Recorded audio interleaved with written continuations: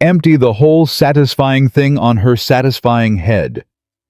Marcus Drake's hand shoved his pregnant wife to her knees as his mistress lifted the crystal punch bowl above her. 1,000 guests watched. 1,000 phones recorded. Isabella's hands wrapped around her belly, protecting her unborn daughter as ice-cold liquid crashed over her trembling body. She didn't know 3 Bentleys had just pulled up outside. She didn't know her billionaire brothers had watched every second on a live stream. And she didn't know that in exactly 4 minutes, her husband's entire world would burn to the ground. Subscribe now and stay until the end. Drop your city in the comments so I can see how far this story travels. The punch hit her like 1,000 frozen needles. Isabella Drake gasped as the red liquid crashed over her head, soaking through the champagne-colored gown she'd spent 3 weeks choosing. The cold shocked her lungs, made her 6-month baby kick hard against her ribs. She dropped to her knees on the marble floor, her swollen hand catching her fall, and the pain that shot up her arm meant nothing compared to the laughter. 1,000 people laughing. At her. Look at her! Scarlet Hayes cooed, stepping back to admire her work. The empty crystal bowl dangled from her manicured fingers like a trophy. So pathetic. Did you really think a man like Marcus would stay with someone so ordinary? Isabella couldn't speak, couldn't breathe. The punch dripped into her eyes, staining everything crimson like blood. Through the blur, she could see phones raised everywhere, recording, capturing, turning her worst moment into entertainment. Marcus. Her voice came out broken, barely a whisper. We have a baby coming. I'm your wife. How can you? Wife, Marcus Drake laughed, and the sound cut through the ballroom like a blade. You were never my wife, Isabella. You were a stepping stone. He stood there in his custom Armani suit, his arm wrapped possessively around Scarlett's waist, looking down at the woman he'd married 7 years ago, like she was garbage on his imported floor. You were a convenient connection to respectability while I built my empire. He continued, his voice carrying to every corner of the Grand Meridian Ballroom. But Scarlett here, she's my equal, my future. He smiled, cold and perfect. And you're just the mistake I'm finally correcting. Isabella's hands found her belly again. Inside, her daughter kicked, fought, protested against the cruelty her mother couldn't escape. Please, Isabella whispered. Don't do this. Not here. Not in front of everyone. Marcus turned to the crowd with a showman's grin. Everyone raise your glasses. You're witnessing the end of my biggest burden. The laughter got louder, glasses clinked, and Isabella Drake, heiress to the Harrington fortune, knelt in a puddle of punch while her husband celebrated her destruction.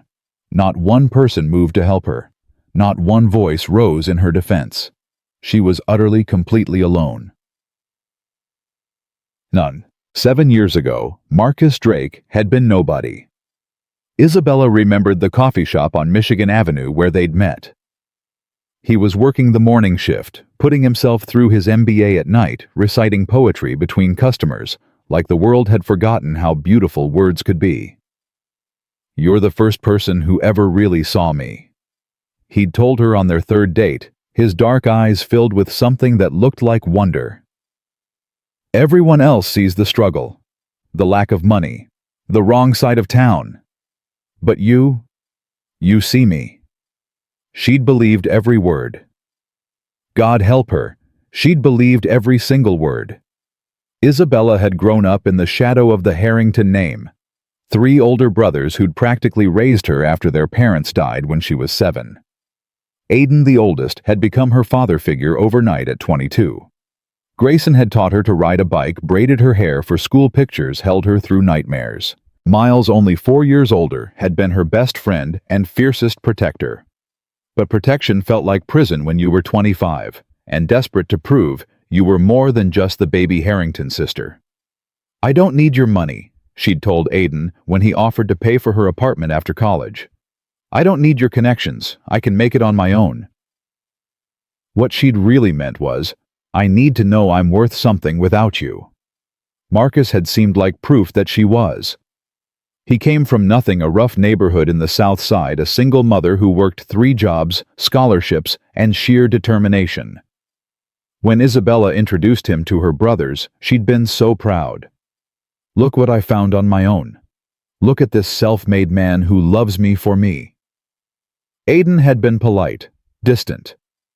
After dinner, he'd pulled Isabella aside. "There's something off about him, Bella. You don't even know him. I know men. I know ambition. And I know when someone's calculating every smile." Isabella had laughed. "You're just not used to me choosing someone you didn't vet first." Grayson found some financial irregularities in his background. Nothing concrete, but stop. Isabella had felt her face flush with anger. "Stop investigating my boyfriend like he's a business acquisition. I'm not a child anymore, Aiden. I can make my own decisions." "I never said you couldn't." "Then trust me to make them." But Aiden didn't trust Marcus. Neither did Grayson or Miles. And every family dinner became a battlefield, every holiday a negotiation, every conversation a minefield of unspoken accusations. On the night of her engagement party, Aiden had made one final attempt. "Isabella, please." His voice had been uncharacteristically soft. "Just wait. Give us time to..." "To what?" "Find proof that Marcus is using me. Control who I marry, like you've controlled everything else in my life." "We've never tried to control you. We've tried to protect you." "I don't need your protection." Isabella had looked her oldest brother in the eye, her engagement ring glittering on her finger. "If you can't be happy for me, then I don't need you at my wedding." She'd eloped 3 weeks later, changed her phone number, blocked their emails, cut them out of her life completely. For 5 years, she'd convinced herself she was proving her independence, proving she didn't need the Harrington name or money or protection, proving that love, real love, was worth any sacrifice. Now kneeling in a puddle of punch at her 5th anniversary party, Isabella finally understood what she'd actually proven. That she was naive, that she was blind, that she'd traded 3 brothers who loved her unconditionally for a husband who'd never loved her at all. "Get up." Marcus's voice cut through her thoughts. "You're embarrassing yourself." Isabella looked up at him. This man she'd defended. This man she'd given up her family for. This man whose baby was growing inside her right now. "Why?" she whispered.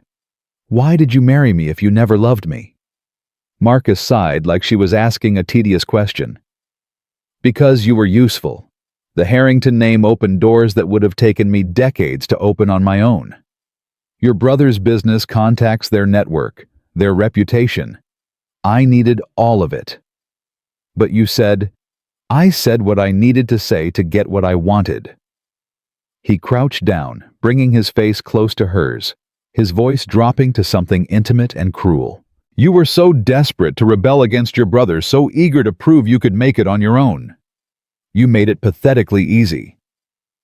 Isabella's heart cracked, actually cracked like something physical breaking inside her chest. "And the baby?" Her hand pressed against her belly. "Was she part of your plan too?" Something flickered across Marcus's face. Just for a second. Then it was gone.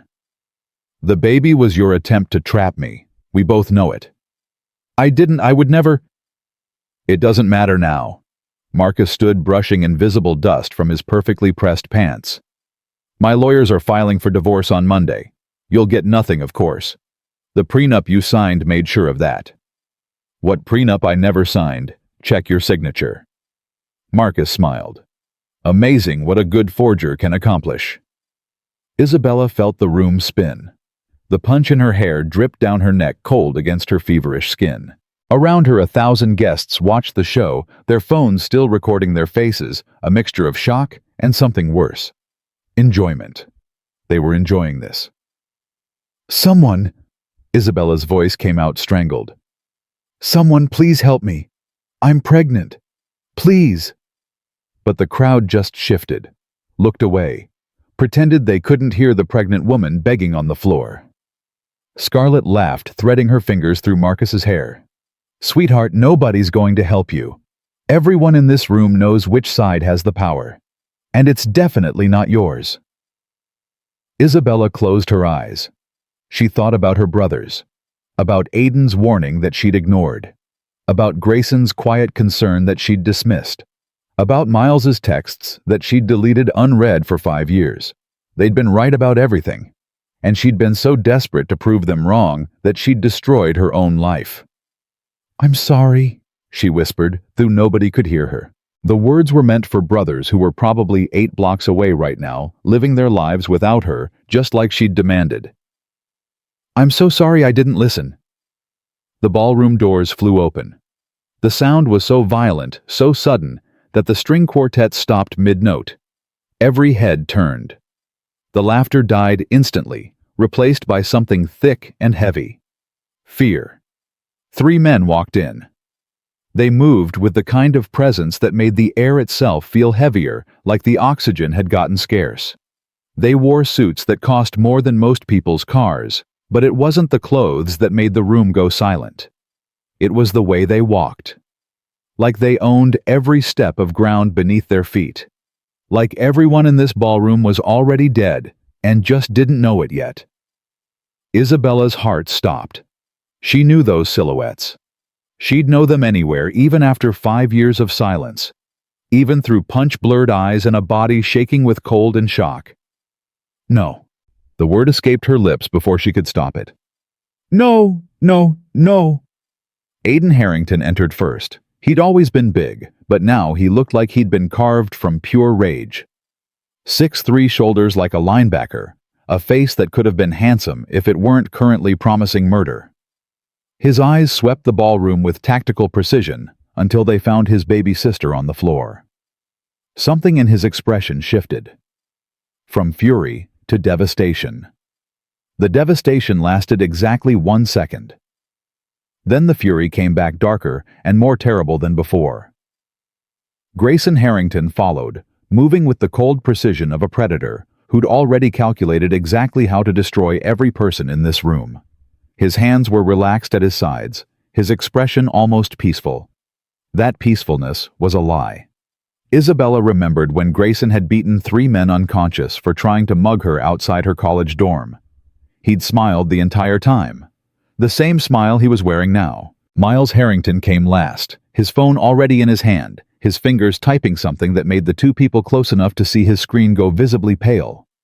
The 3 brothers walked toward their sister in perfect formation. They didn't look at Marcus.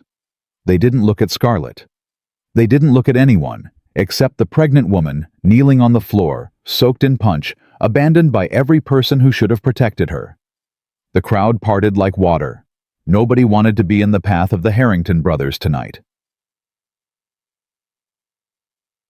Marcus finally noticed the commotion. He looked up from whispering something to Scarlett, irritation crossing his features at the interrupted celebration. "What the hell is—" He stopped mid-sentence.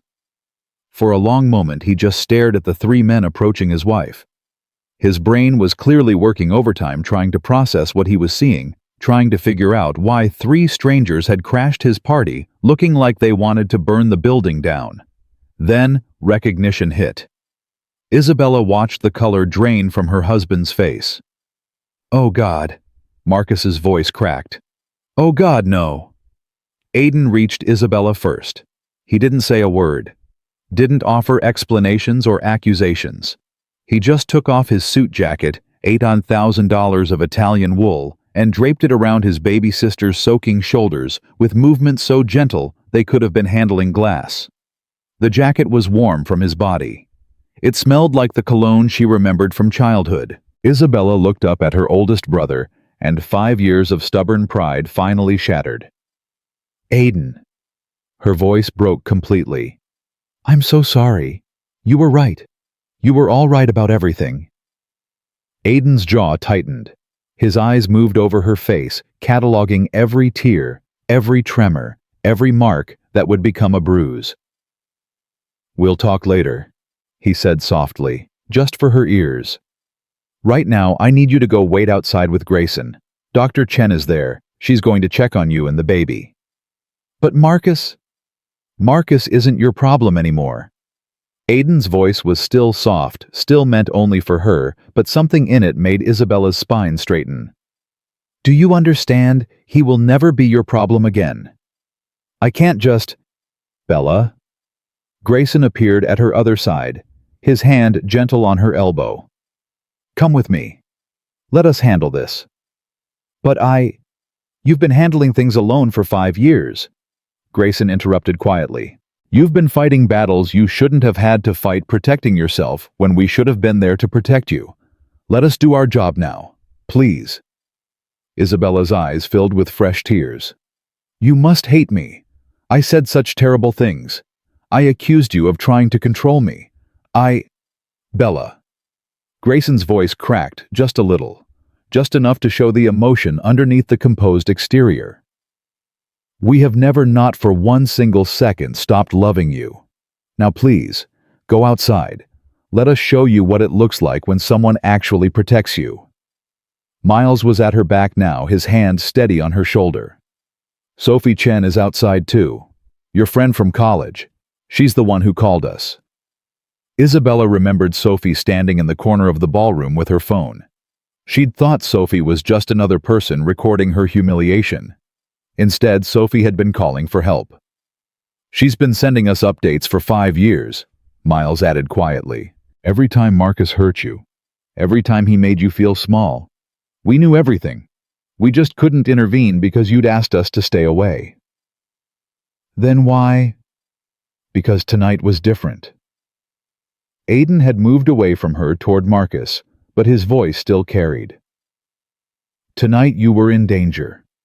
Tonight we watched that woman pour punch on your pregnant body while 1,000 people laughed. Tonight we stopped respecting your wishes and started doing what we should have done 5 years ago. Isabella let Grayson guide her toward the exit. Her legs were shaking. Her whole body was shaking. But as she passed the rows of frozen guests, she couldn't help looking back. Marcus had stumbled away from Scarlett. He was saying something, trying to explain, trying to bargain. But Aiden wasn't listening. Aiden was just standing there, waiting, letting Marcus understand that everything was about to change.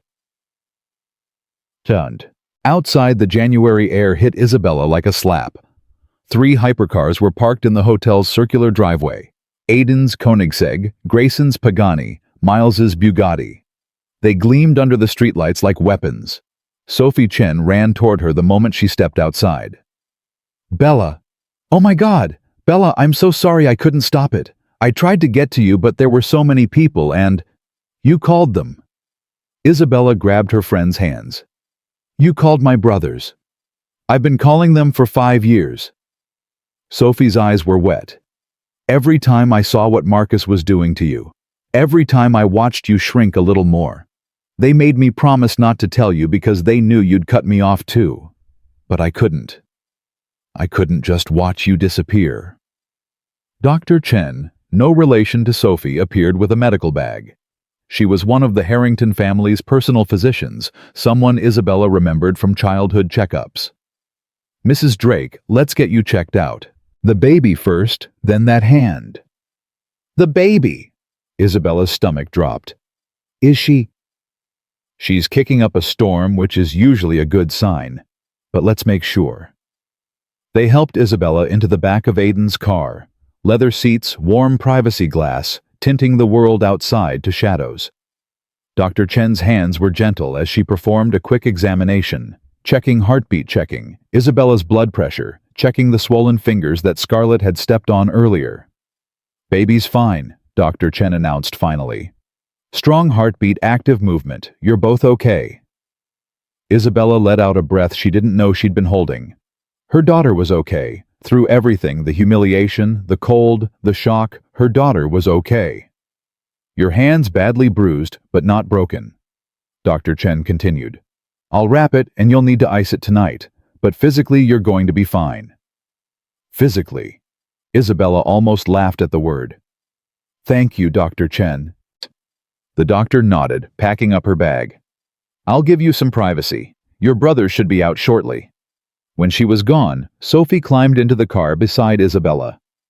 I have so many questions. Isabella said quietly. But I don't even know where to start. Start with this. Sophie pulled out her phone, showing Isabella a screen filled with notifications. That live stream I sent your brothers, it went viral about 20 minutes ago. 3 million views and counting. Isabella stared at the numbers. 3 million people had watched her humiliation. 3 million people had seen Marcus Drake destroy his pregnant wife. I should feel embarrassed, she said slowly. But I don't. You shouldn't. Because 3 million people just watched your brothers walk into that ballroom like avenging angels. The comments are... Sophie scrolled through her phone. Here, listen to this one. I would sell my soul for brothers like that. And this one, Marcus Drake doesn't know it yet, but his life just ended. And this one, the way the oldest one took off his jacket and wrapped it around her, I'm literally crying. Isabella felt something strange happening in her chest. Not humiliation, not shame. Something that felt almost like hope.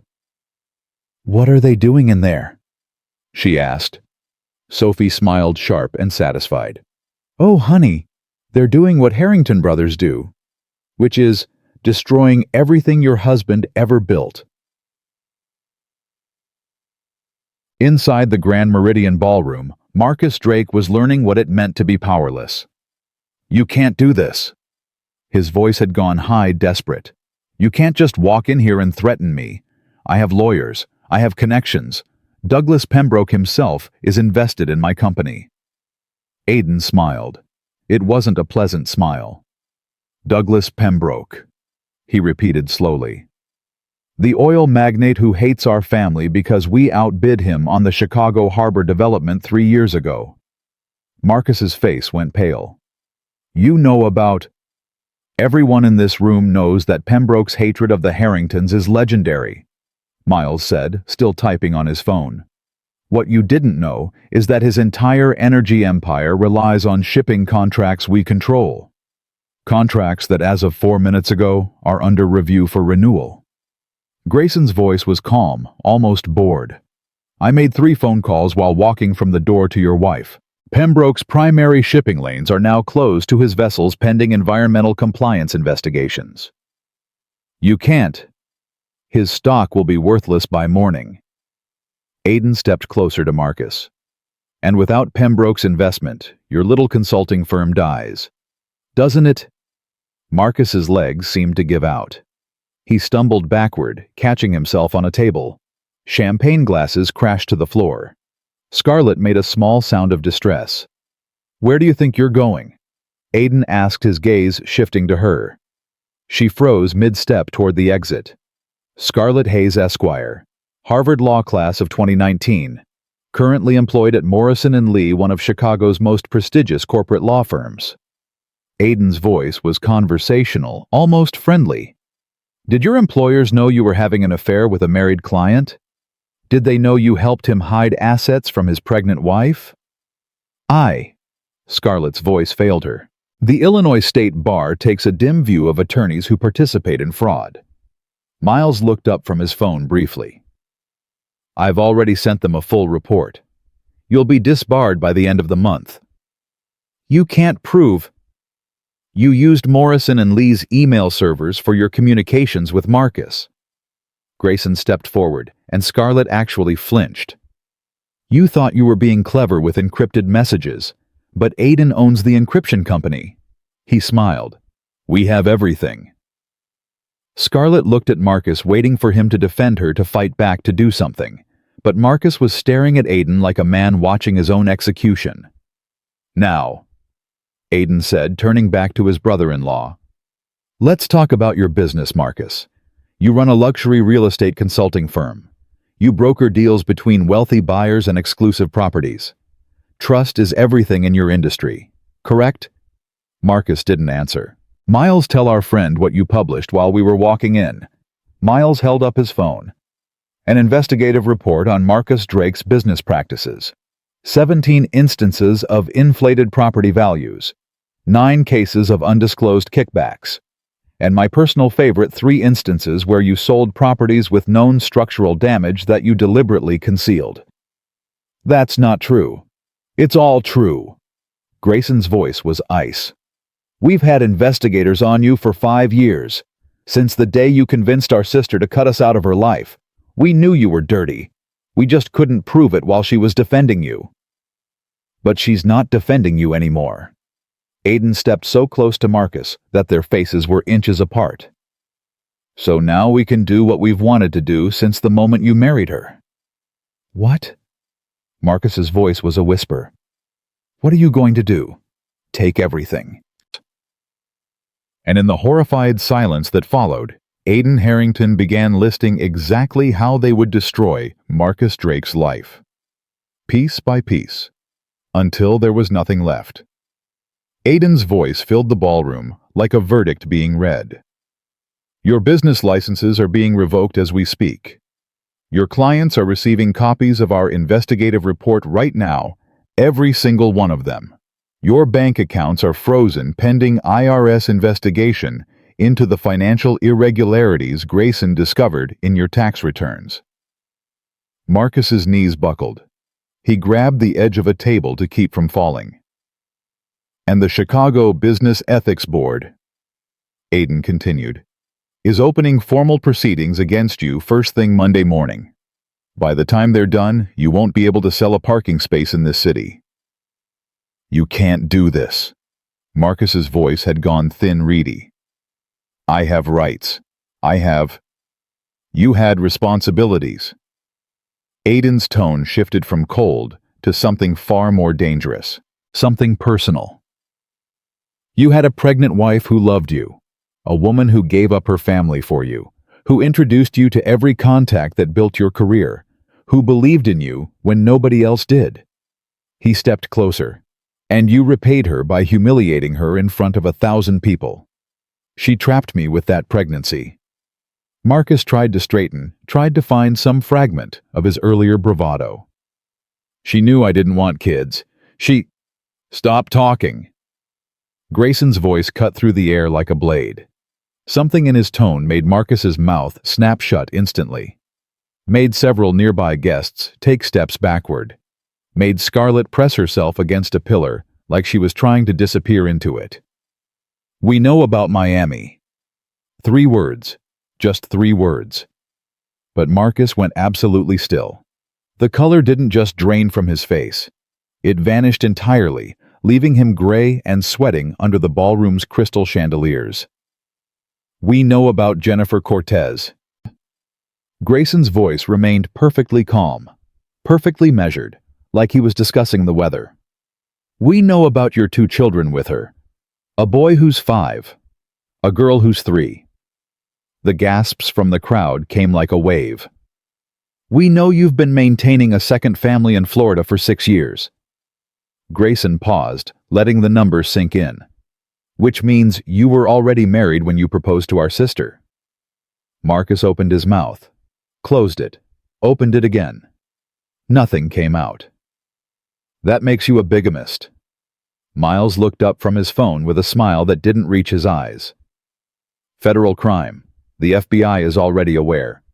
They'll be in touch. No. Marcus finally found his voice. No, you can't prove I never officially... You signed the marriage certificate in Dade County on June 14, 2017. Grayson pulled a folded document from his inside pocket. Jennifer Cortez Drake. That's her married name, by the way. She took your name. Very traditional. He unfolded the paper. Want to see a copy? We have the original too, along with birth certificates for Marcus Drake Jr. and little Sophia Drake. The document hung in the air between them. Marcus didn't take it. His hands were shaking too badly to hold anything. Jennifer thinks you work in international consulting, Miles added. Thinks that's why you travel so much. She has no idea you've been living a double life in Chicago with another woman, another wife, another baby on the way. Does she know about the affair with Scarlett? Aiden asked. Or is Scarlett number 3 number 4? How many women are you stringing along, Marcus? I can explain. Can you? Aiden tilted his head. Can you explain to our sister why the life she thought she was building was a lie? Can you explain to Jennifer why the husband she's been faithful to for 6 years has been playing house with someone else? Can you explain to your children, all 4 of them, why their father is a fraud? Marcus's legs finally gave out. He collapsed against the table, sending more glasses crashing to the floor. The sound echoed through the silent ballroom like gunshots. "Please," his voice cracked. "Please, I'll do anything. I'll give Isabella everything in the divorce. I'll disappear. Just don't destroy me. I'm begging you." Aiden crouched down to Marcus's level. When he spoke, his voice was soft, almost gentle, which somehow made it more terrifying. "5 minutes ago, you called my pregnant sister a burden. You called her a stepping stone. You stood there and laughed while your mistress poured punch on her head." Marcus flinched. "You did it because you thought she was alone. You thought she had no one to protect her. You thought the Harrington brothers were out of her life forever." Aiden's eyes were dark, bottomless. "But here's what you didn't understand about our family, Marcus. Isabella could ignore us for 50 years. She could curse our names on her deathbed, and we would still burn the world down for her." The ballroom doors opened again. 2 FBI agents in dark suits walked in, followed by 3 Chicago police officers. Marcus made a sound like a wounded animal. "No, no, no, no. Marcus Drake." The lead agent's voice was formal, professional. "You're under arrest for bigamy, wire fraud, and tax evasion. You have the right to remain silent." "Wait!" Marcus scrambled backward on his hands, expensive shoes slipping on spilled champagne. "Wait, please. Aiden, call them off. I'll make this right. I'll apologize to Isabella. I'll—" The handcuffs clicked around his wrists. "You can't do this." Marcus's voice rose to something close to a scream. "Do you know who I am? Do you know who my investors are? Your investors are currently discovering that their money is tied up in a company built on fraud." Miles held up his phone, showing Marcus the screen. "Check the news. It's a rough night for everyone who trusted you." The officers hauled Marcus to his feet. He was still struggling, still protesting, still trying to explain. But his words had become gibberish half-sentences and broken pleas that nobody was listening to anymore. Scarlett watched him being dragged away. For just a moment, something like doubt flickered across her face, like she was finally realizing that she'd hitched her wagon to the wrong star. Then, a female officer stepped in front of her. "Scarlett Hayes, you're under arrest for conspiracy to commit fraud. You have the right to remain silent." "What?" Scarlett's voice went shrill. "You can't arrest me. I'm a lawyer. I know my rights. I want to call my attorney." "You are an attorney," the officer said flatly. "Or you were. I'm told that won't be the case much longer." The handcuffs went on. Scarlett's designer heels clicked against marble as she was led away. Her earlier confidence completely evaporated. She kept looking back at Marcus, waiting for him to do something, save her somehow. But Marcus had his own problems. He was being photographed. Now Perp walked through the ballroom he'd rented for his triumph. 1,000 phones captured his humiliation. 1,000 guests who'd laughed at his wife now watched in horror as the man who'd seemed untouchable was touched very thoroughly indeed. "Let me be clear about what you witnessed tonight."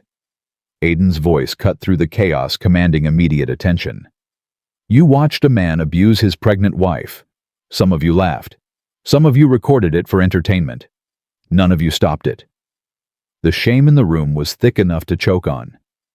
That makes every single one of you complicit." Heads dropped. Eyes found the floor.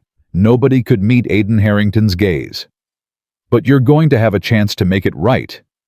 His tone shifted slightly, still commanding but offering something now. "Miles's media company is publishing Isabella's story tomorrow. Every outlet, every platform, every market. And you're all going to participate in telling that story truthfully." He paused. "Or you're going to discover exactly how unpleasant life becomes when the Harrington family considers you an enemy." The silence was absolute. "Do I make myself clear?" 1,000 heads nodded. "Good." Aiden straightened his cuffs, somehow looking as composed as when he'd walked in. Now get out of my hotel." The exodus began immediately. Guests who'd been drinking champagne and laughing at Isabella Drake 10 minutes ago now fled like refugees. Designer gowns swept across marble floors. Expensive shoes clicked toward exits. Nobody stopped to say goodbye. Nobody stopped for anything. Within 3 minutes, the Grand Meridian Ballroom was empty, except for the Harrington brothers and the catering staff who hadn't been able to escape fast enough.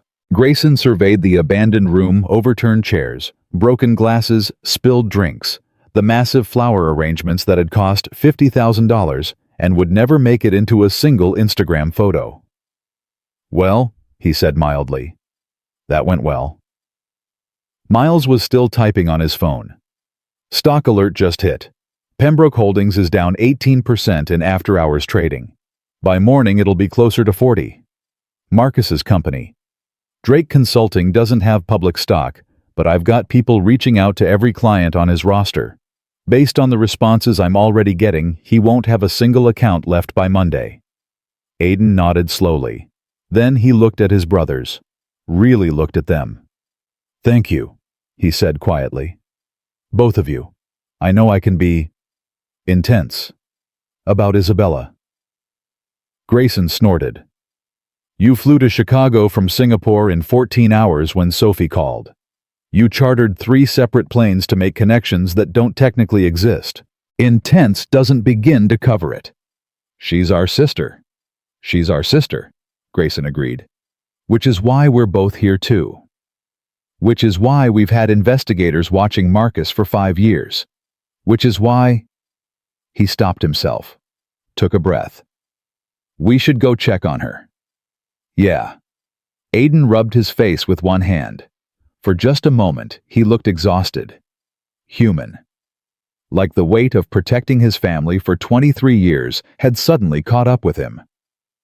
"Yeah, let's go." They walked toward the exit. Behind them, a cleaning crew was already beginning to restore the ballroom to its former glory. By morning, there would be no trace of what had happened here tonight. But the internet never forgets. And neither would Isabella. Outside, the January air had gotten colder. Aiden spotted his Koenigsegg immediately, and the small crowd of paparazzi that had somehow materialized around it. Someone must have tipped them off.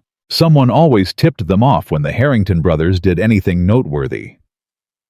"Great," Grayson muttered. "This is going to be fun." "Let me handle it."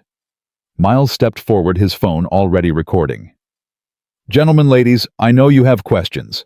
The Harrington family will be releasing an official statement tomorrow morning.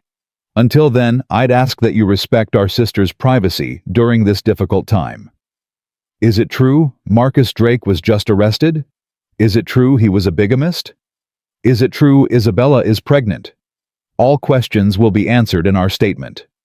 Miles kept his voice pleasant, professional. "Now, if you'll excuse us, is Isabella getting a divorce?" Aiden stopped. He turned slowly, finding the photographer who'd asked the question.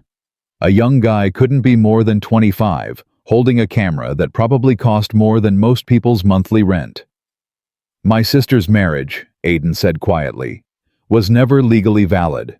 You can't divorce someone you were never married to." He let that sink in. "Quote me on that."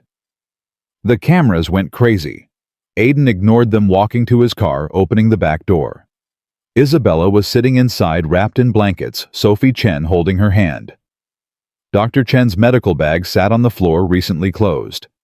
Isabella's face was tear-stained but calm. Calmer than she'd been in years, actually. "Hey, Bella." Aiden slid in beside her, his voice gentle in a way it never was with anyone else. "How are you feeling?" "Confused." Isabella managed a weak smile. Relieved, terrified, guilty, all at once. "The baby, she's fine. She's actually kicking right now, like she knows something big just happened." Aiden placed his hand on his sister's belly, felt his niece move beneath his palm, and for just a moment, his composure cracked. "God, Bella." His voice was rough. "I've missed you so much." Isabella's tears started again. "I'm sorry." The words came out broken, jagged. "I'm so sorry, Aiden. I said such terrible things to you. I accused you of trying to control me. I told you I didn't need you. I—" "Stop." Aiden took her hands, careful of the bruised one. "Stop apologizing. You were 25. You were in love. You wanted to build your own life. There's nothing wrong with any of that. But Marcus manipulated you. He isolated you. He made you believe that our protection was suffocation." Aiden's jaw tightened. That's what abusers do. They find your insecurities and use them as weapons. I should have seen it. How could you see it when he was deliberately hiding it? When he was saying all the right things, doing all the right things, being exactly the person you needed him to be? Isabella shook her head. You saw through him, from the very beginning. I've spent my entire adult life reading people, Bella. It's my job. And even I didn't know how deep his deception went until tonight. Aiden's voice hardened. I didn't know about Miami, about his other family. Our investigators found evidence of fraud, financial manipulation affairs, but a whole second. Wife, children, he'd been hiding for 6 years. Jennifer Cortez. Isabella said the name slowly. Is that really her name? Yes. Does she know what happened tonight? Aiden hesitated. Miles is handling that. Handling how? He's reaching out to her directly, before she sees it on the news. Aiden squeezed his sister's hand. She deserves to hear the truth from someone who isn't trying to spin it. Isabella was quiet for a long moment. She was his wife first, she finally said. She has children with him. Real children. A family that existed before I ever met him. Bella, I'm the other woman. Isabella's voice cracked. I thought I was his wife, but I'm actually the other woman. I've been the other woman for our entire relationship. That's not how this works. Sophie finally spoke, her voice fierce. You didn't know. You couldn't have known. Marcus lied to everyone. But she built a life with him. She had his children. And I just walked in and nothing. Aiden's tone was firm. You were a victim, just like Jennifer, just like those children. The only person responsible for this mess is Marcus Drake. The car door opened. Grayson climbed into the passenger seat, Miles sliding in behind the wheel. Paparazzi are going to follow us, Miles said, starting the engine. I've called ahead to the house. Security knows to expect a circus. The house? Isabella looked confused. What house? Home. Aiden's voice was soft. We're taking you home, Bella. Isabella's breath caught. The Harrington estate. But I haven't been there in 5 years. I can't just... You can. Grayson turned in his seat to face her. It's your home. It's always been your home. Nothing about that has changed. But my apartment is in Marcus's name. Miles glanced in the rearview mirror. Along with everything else you thought you owned. The cars, the furniture, the accounts, it's all in his name. You've got nothing, Bella. Legally speaking. Isabella felt the words hit her like physical blows. Nothing. She had nothing. 7 years of marriage, and she had absolutely nothing to show for it except a baby growing in her belly and a bruised hand. The prenup he forged, she whispered. He really did plan for everything, didn't he? He tried. Aiden's voice was dark. He failed. What do you mean? The forgery means the prenup is invalid. The bigamy means your marriage is invalid. Which means everything Marcus accumulated during your relationship, every asset, every investment, every piece of property is subject to division under Illinois common law. Isabella stared at him. Our lawyers are filing tomorrow, Aiden continued. Based on the fraud of the forgery and the bigamy, you're entitled to a significant portion of his estate, whatever the FBI doesn't seize first. I don't want his money. It's not his money, it's yours. Grayson's voice was matter-of-fact.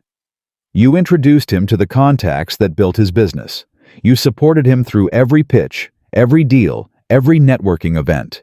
You earned that money, Bella. You just didn't realize it because he kept telling you it was all him. Isabella shook her head slowly. I don't care about the money. I just want... She trailed off, not sure how to finish the sentence. What do you want? Aiden asked gently. Isabella looked at her brothers. Her big brothers, who'd raised her since she was 7. Who'd given up their 20s to make sure she had a childhood. Who'd built an empire partly to ensure she'd never want for anything. Who'd let her walk away from them because she'd asked them to, even though it must have broken their hearts. Who'd come back the moment she needed them. I want to come home, she whispered. Grayson reached back and squeezed her uninjured hand. Then let's go home. Miles pulled out of the hotel driveway. The paparazzi followed in a convoy of SUVs and motorcycles, their cameras flashing through the tinted windows like distant lightning. Isabella watched them without really seeing. Her mind was still in that ballroom, still on her knees, still feeling the cold punch soaking through her hair, hearing the laughter of 1,000 people seeing Marcus's face as he told her she'd never been anything but a stepping stone. Can I ask you something? She said quietly. Anything. All 3 brothers answered at once. Isabella almost smiled. Some things never changed. Why didn't you force your way back in over the past 5 years? Why didn't you make me see the truth? Silence filled the car. Finally, Aiden spoke. Because you wouldn't have believed us. His voice was heavy with old pain. You would have thought we were manipulating you, proving your worst fears right. You needed to see Marcus's true nature for yourself. We hoped it wouldn't hurt this much when you finally did. Grayson's voice cracked slightly. We hoped we were wrong about him. We hoped you'd prove us wrong and live happily ever after, and never need us to catch you when you fell. But we were always watching. Miles kept his eyes on the road, but his voice was thick. We knew every time he hurt you. Every time he made you feel small. Every time he chipped away at the confident, brilliant woman we raised. It destroyed us. Aiden's confession was barely audible. Not being able to help you, watching from a distance while you disappeared into that marriage. It destroyed us, Bella. Isabella's tears came harder now. I'm sorry, she whispered again. I'm so sorry I put you through that. Don't. Aiden pulled her into a hug, careful of her belly, careful of her bruised hand. Don't apologize for being human, for wanting love, for hoping for the best. You were brave. Grayson reached back to touch her shoulder.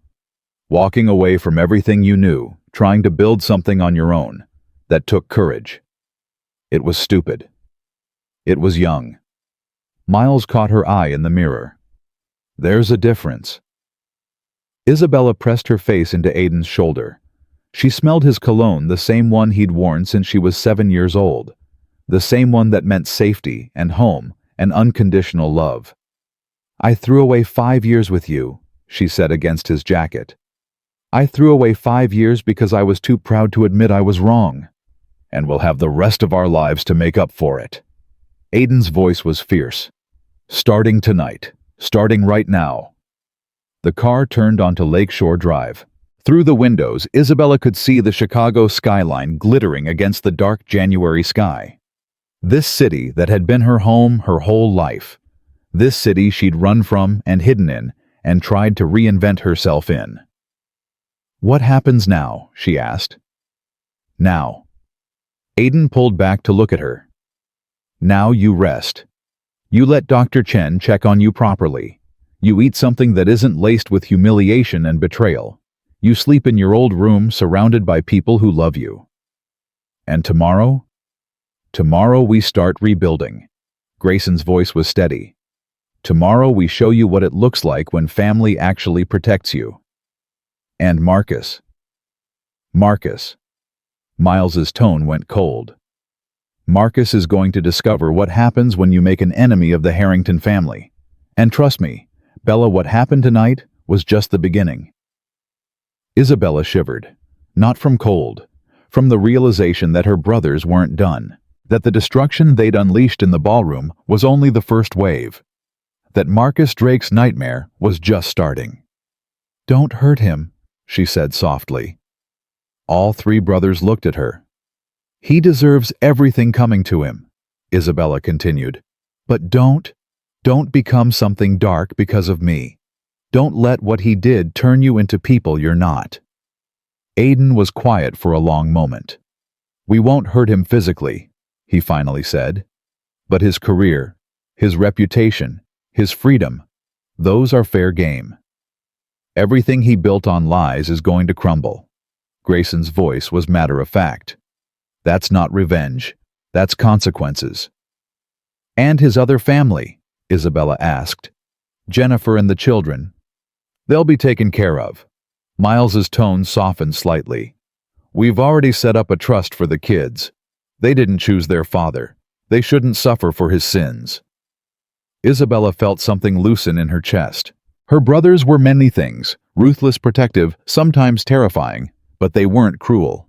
They wouldn't punish innocent children for Marcus's crimes. "Thank you," she whispered. "For what?" "For still being you." Isabella looked at each of her brothers in turn. "For not letting the past 5 years change who you are." "Oh, it changed us." Aiden's voice was raw. "Losing you changed us. We just tried to change in the direction of being better, not worse." The car slowed. Through the windshield, Isabella could see the gates of the Harrington estate rising out of the darkness. Massive iron gates that had seemed like prison bars when she was 25 and desperate to escape. Now they looked like sanctuary. "Home," Miles said quietly, punching in the security code. The gates swung open, and for the first time in 5 years, Isabella Harrington drove up the long driveway to the place where she'd grown up, the place where she belonged, the place where she should have stayed all along. The mansion was lit up like a beacon, every window glowing gold against the winter night. Staff were waiting on the steps, faces Isabella remembered, people who'd known her since childhood. They wanted to be here. Aiden noticed her expression. "When they heard you were coming home." Isabella's throat tightened. "Mrs. Patterson?" She spotted the elderly housekeeper standing at the front door, wrapped in a cardigan despite the cold. "She refused to go to bed until she saw you." Grayson almost smiled. "Said she's been keeping your room ready for 5 years, just in case." The car stopped. Isabella took a shaky breath. "I don't know if I can do this," she admitted. "Face everyone. Explain why I left, why I stayed away so long." "You don't have to explain anything to anyone." Aiden's voice was firm.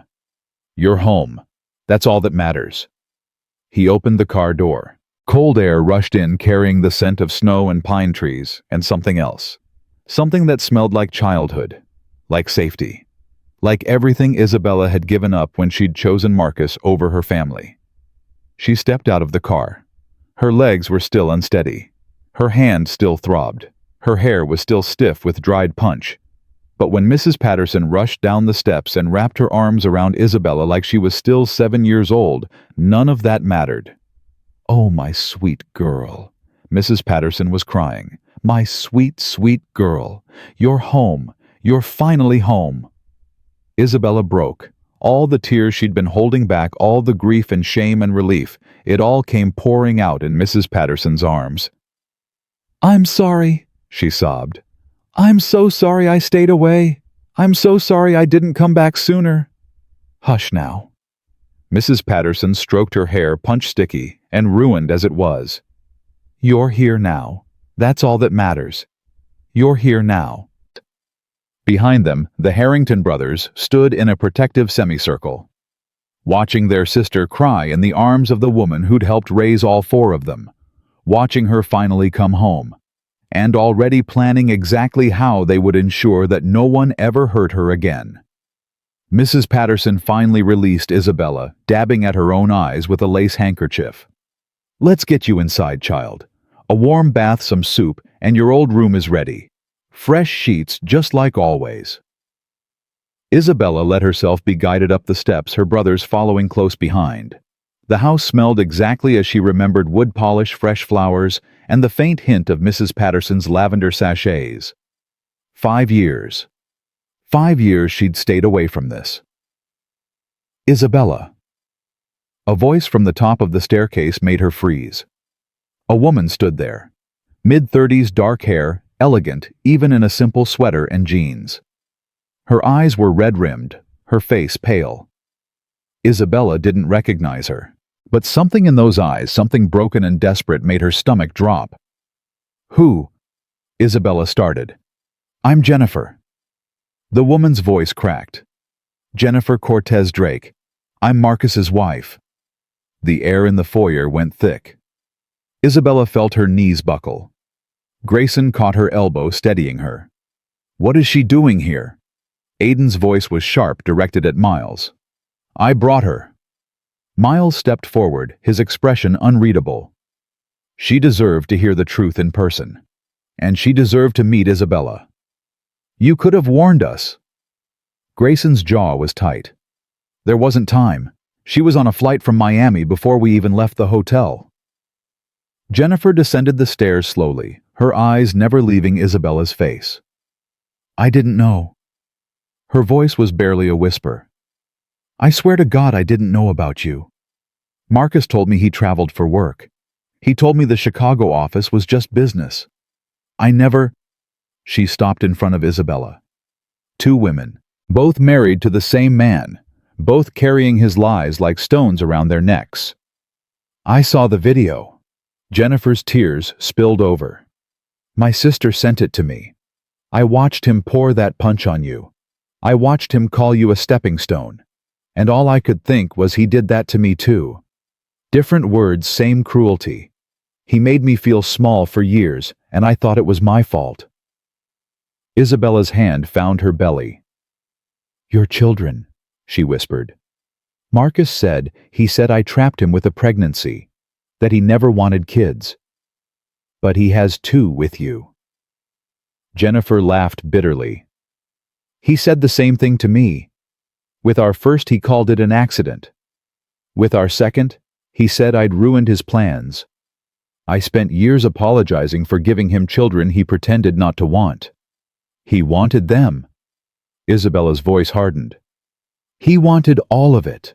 The families, the wives, the control. We were just pieces on his board. I know that now. Jennifer wiped her face. I know everything now. The 2 women stared at each other. Isabella saw her own pain reflected in Jennifer's eyes, her own confusion, her own dawning rage. I'm sorry, Isabella said finally. I'm sorry I didn't know about you. I'm sorry I married a man who was already yours. You didn't know. Jennifer reached out hesitantly, touching Isabella's arm. Neither of us knew. The only one who should be sorry is sitting in a jail cell right now. Is he? Isabella looked at her brothers. Is Marcus actually in jail? Federal holding facility? Aiden's voice was grim. Bail hearing is Monday. The judge is going to set it high. Bigamy plus fraud plus tax evasion tends to make courts nervous. But someone might post it for him. Who would post bail for Marcus? His mother. Miles checked his phone. She's been calling his lawyer non-stop for the past hour. Apparently she mortgaged her house. Isabella closed her eyes. Marcus's mother. The woman who'd welcomed her into the family with such warmth. The woman who'd cried at their wedding, called her daughter, sent birthday cards every year. Does she know? Isabella asked. About Jennifer? About the kids? She knows now. Grayson's voice was flat. The whole world knows now. The video has 15 million views. Miles held up his phone. It's been picked up by every major news outlet. CNN, Fox, MSNBC, they're all running it. Chicago real estate mogul exposed as bigamist is the top trending headline. 15 million views. 15 million people had watched Isabella's worst moment. 15 million people had seen her brought to her knees. "I should feel humiliated," she said slowly, "but I don't." "Why would you be humiliated?" Jennifer's voice was fierce. "You were the victim. Everyone who watched that video saw a brave woman being attacked by a monster. The comments are all on your side." "The comments?" Miles scrolled through his phone. "Here's one. That woman's brothers are everything. I need someone to look at me the way they looked at her." Here's another. "Marcus Drake is going to rot in prison, and I'm here for it." And this one, "Isabella Harrington is a queen. She didn't cry, she didn't beg. She just stood there with dignity while that man showed the world exactly who he is." Isabella felt something crack inside her chest. Not breaking this time. Opening. "They don't think I'm pathetic. They think you're a hero." Jennifer squeezed her arm. "They think we're both heroes. Two women who survived a predator." "We didn't just survive." Aiden's voice cut through. "You're going to thrive. Both of you. We're going to make sure of it." Jennifer looked at him uncertainly. "I don't understand why you're helping me. I'm not your sister." "You're the mother of Isabella's niece and nephew." Grayson stepped forward. "Those children share blood with the baby Isabella is carrying. That makes you family, whether Marcus likes it or not." "And besides," Miles added, "the enemy of my enemy is my friend. Marcus hurt both of you. That means we have a common cause." Jennifer's eyes filled with fresh tears. "I don't know what to say." "Say you'll help us destroy him." Aiden's voice was soft but deadly. "Say you'll testify about every lie, every manipulation, every cruelty. Say you'll stand with Isabella when this goes to court." Jennifer straightened her spine. "Tell me where to sign." The next 3 hours passed in a blur of lawyers and phone calls and revelations that made Isabella's head spin. Jennifer knew things. Things that made Marcus's fraud look almost innocent by comparison. "He had offshore accounts," Jennifer said, sitting in the library with a cup of coffee growing cold in her hands. "I found statements once hidden in his office. When I asked about them, he said it was for tax planning. Legitimate, he said. Everyone does it, he said." "The accounts in the Caymans." Grayson was taking notes. "We found those. What else?" "There's a property in Costa Rica. He bought it 3 years ago, told me it was an investment, but he went there alone at least twice a year." "I thought," Jennifer's voice broke, "I thought he was having an affair. I never imagined he had a whole other life." "The Costa Rica property." Miles was already on his phone. "I'll have investigators there by morning." "He also—" Jennifer hesitated. "This is going to sound crazy." "Nothing sounds crazy tonight." Isabella reached over and took her hand. "Tell us." "He had a storage unit in Hialeah near the airport. He thought I didn't know about it, but I followed him once. He went there with a briefcase and came out empty-handed. I never found out what was inside." Aiden and Grayson exchanged looks. "Cash," Grayson said quietly. "He's been skimming cash and storing it somewhere the IRS can't find. The storage unit would be in a fake name." Aiden was already standing. "But if Jennifer can identify the location, I can take you there." Jennifer set down her coffee. "I remember exactly where it is." "Not tonight." Miles held up a hand. "We need to do this properly. Document everything, get warrants if possible. Make sure nothing we find gets thrown out on a technicality." "He's right." Grayson nodded reluctantly. "We move too fast, Marcus's lawyers will claim we tampered with evidence." "So what do we do tonight?" Isabella asked. "Tonight, you rest." Aiden's voice was firm. "Both of you. The baby needs you healthy, Isabella. And Jennifer, you've been on a plane for 4 hours after watching your entire life explode. You're staying here." "I couldn't possibly." "You can and you will." Mrs. Patterson appeared in the doorway. "I've prepared the blue guest room. Your children are already asleep in the nursery wing. Lovely little things, they were exhausted from the trip. Jennifer's eyes went wide. My children are here. Of course. Did you think we'd leave them in Miami with no one to look after them? Mrs. Patterson's voice was gentle but matter of fact. This house has plenty of room. Always has. Isabella watched Jennifer's face crumple. This woman who'd been living a lie for 6 years, who'd just discovered her husband was a bigamist, who'd flown across the country on a moment's notice, she was being offered shelter by strangers. Except they weren't strangers anymore. Thank you, Jennifer whispered. I don't deserve... Stop. Isabella's voice was sharper than she intended. Stop saying you don't deserve kindness. We both spent years with a man who made us feel worthless. That ends now. Jennifer looked at her. Something passed between them. An understanding, a recognition, a sisterhood born from shared suffering. Okay, Jennifer said finally. Okay, I'll stay. Isabella's phone buzzed. She'd forgotten she even had it. Someone must have retrieved it from the ballroom, charged it, slipped it back into her purse. She glanced at the screen and felt her blood turn to ice. Marcus Drake, 47 missed calls. And 1 text message sent 3 minutes ago. You think you've won. This isn't over, Isabella. Not even close. Your brothers can't protect you forever. And when they're not looking, I'm going to take everything you love. Starting with that baby. Isabella's hands started shaking. What is it? Aiden was at her side instantly. Bella, what's wrong? She showed him the phone. His face went completely blank. That blankness was more terrifying than any rage Isabella had ever seen. He's threatening the baby. Aiden's voice was so calm it was inhuman. From federal custody, he's threatening my pregnant sister's baby. How does he even have phone access? Grayson grabbed the phone, reading the message. He's supposed to be in holding. Burner phone. Miles was already dialing. Guards can be bribed. It happens more than people think. Or his lawyer passed him a message. Aiden took the phone back, his movements deliberate. It doesn't matter how.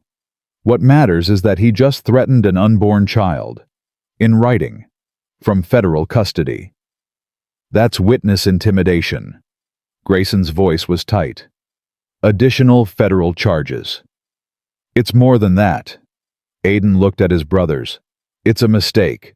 His last mistake. Isabella felt her baby kick. Hard. Like she knew something was happening. Like she was fighting already even from the womb.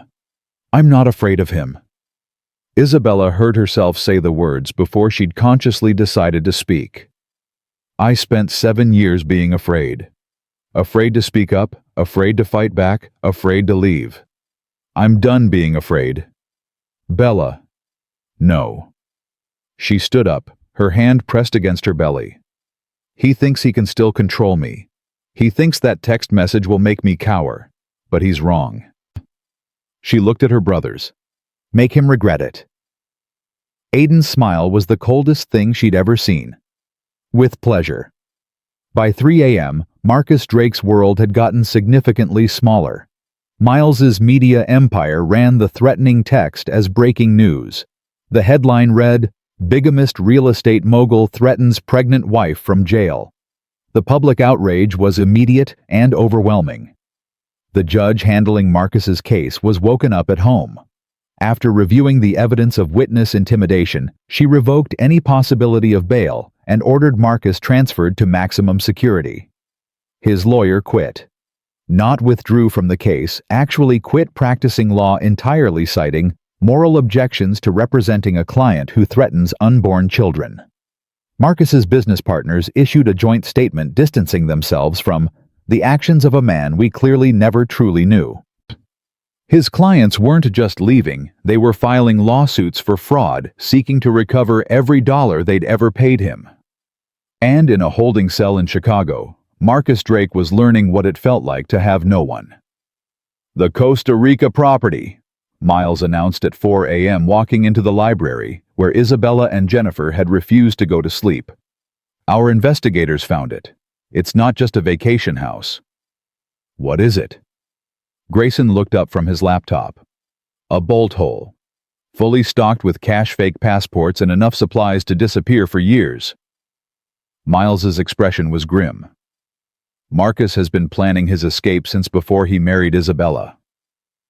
Isabella felt the blood drain from her face. He was always going to leave me. He was always going to leave everyone. Jennifer's voice was hollow. The storage unit in Miami, the property in Costa Rica, he's been building an exit strategy for years.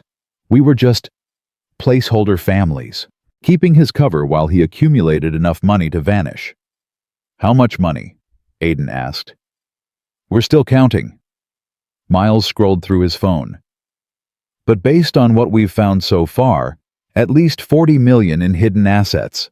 Cash, gold, cryptocurrency, he's been siphoning money from every deal he's ever done. $40 million. Isabella thought about the tiny apartment Marcus had insisted they live in. The budget he'd put her on. The way he'd made her feel guilty for buying new maternity clothes. He'd been hoarding $40 million while telling her they couldn't afford a bigger place for the baby. I want it.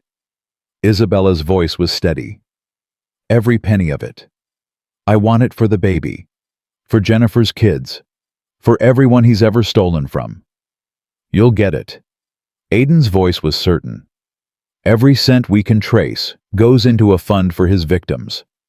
The courts will seize his legitimate assets. The hidden money goes to the people he hurt. Can we do that legally? We can do it creatively. Grayson's smile was sharp. Asset recovery is complicated when someone's been hiding money across multiple jurisdictions. Things get lost in the process. Lost to whom? To the families he destroyed. Grayson met her eyes. Jennifer's children will have college funds. Your daughter will have a trust. And Marcus will spend the next 20 years knowing that every dollar he stole is being used to give his victims the lives he tried to deny them. Isabella felt something rise in her chest. Not revenge. Justice. There's something else. Miles's voice cut through. Something we found in the Costa Rica house. What? He held up his phone. On the screen was a photograph. A wall covered in photographs. Isabella. Jennifer. Other women Isabella didn't recognize.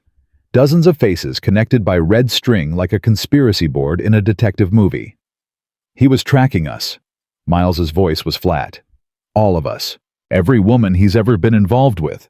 There are notes with each photo, addresses, schedules, weaknesses. He's been studying us like prey.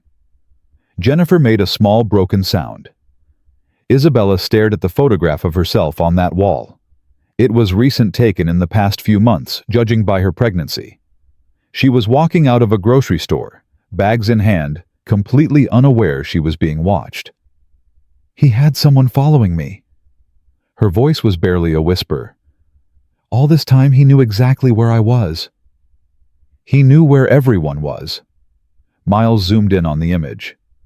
There are at least 15 women on this wall. Some of them have completed written next to their names. Completed. Jennifer's voice shook. What does that mean? Silence. Terrible, heavy silence. We need to find those women. Aiden's voice was rough. Tonight. We need to make sure they're safe. Already on it. Miles was typing furiously. I've got people running the faces through recognition software. We'll have names within the hour. Isabella couldn't look away from the photograph of herself. She'd thought Marcus was a liar, a cheat, a con man. She hadn't realized she was married to something far worse. What is he? She whispered. What kind of person does this... A predator. Aiden's voice was certain. A predator who got caught. And predators, Grayson added quietly, don't stop hunting until they're caged, or put down. The next few hours brought revelation after revelation. The women on Marcus's wall were located one by one. Some were former girlfriends he'd discarded. Some were business partners he'd cheated. Some were just women who'd crossed him. Somehow rejected his advances, questioned his deals, threatened his ego. 3 of them had died under mysterious circumstances. Car accident. Miles read from his phone, his voice hollow. Suicide. Accidental overdose. All within the past 5 years. All women who had conflicts with Marcus shortly before their deaths.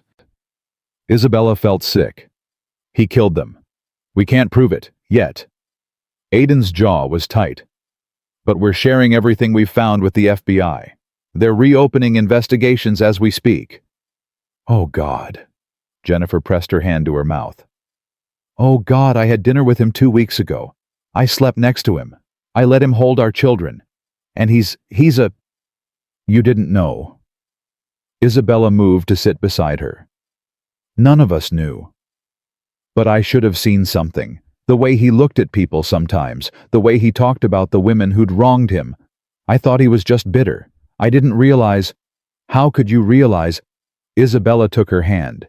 He's been hiding this his whole life. He's a master at it. Jennifer's tears came faster. My children. He's their father. How do I explain this to them when they're older? How do I tell them their father might be a murderer? You tell them the truth.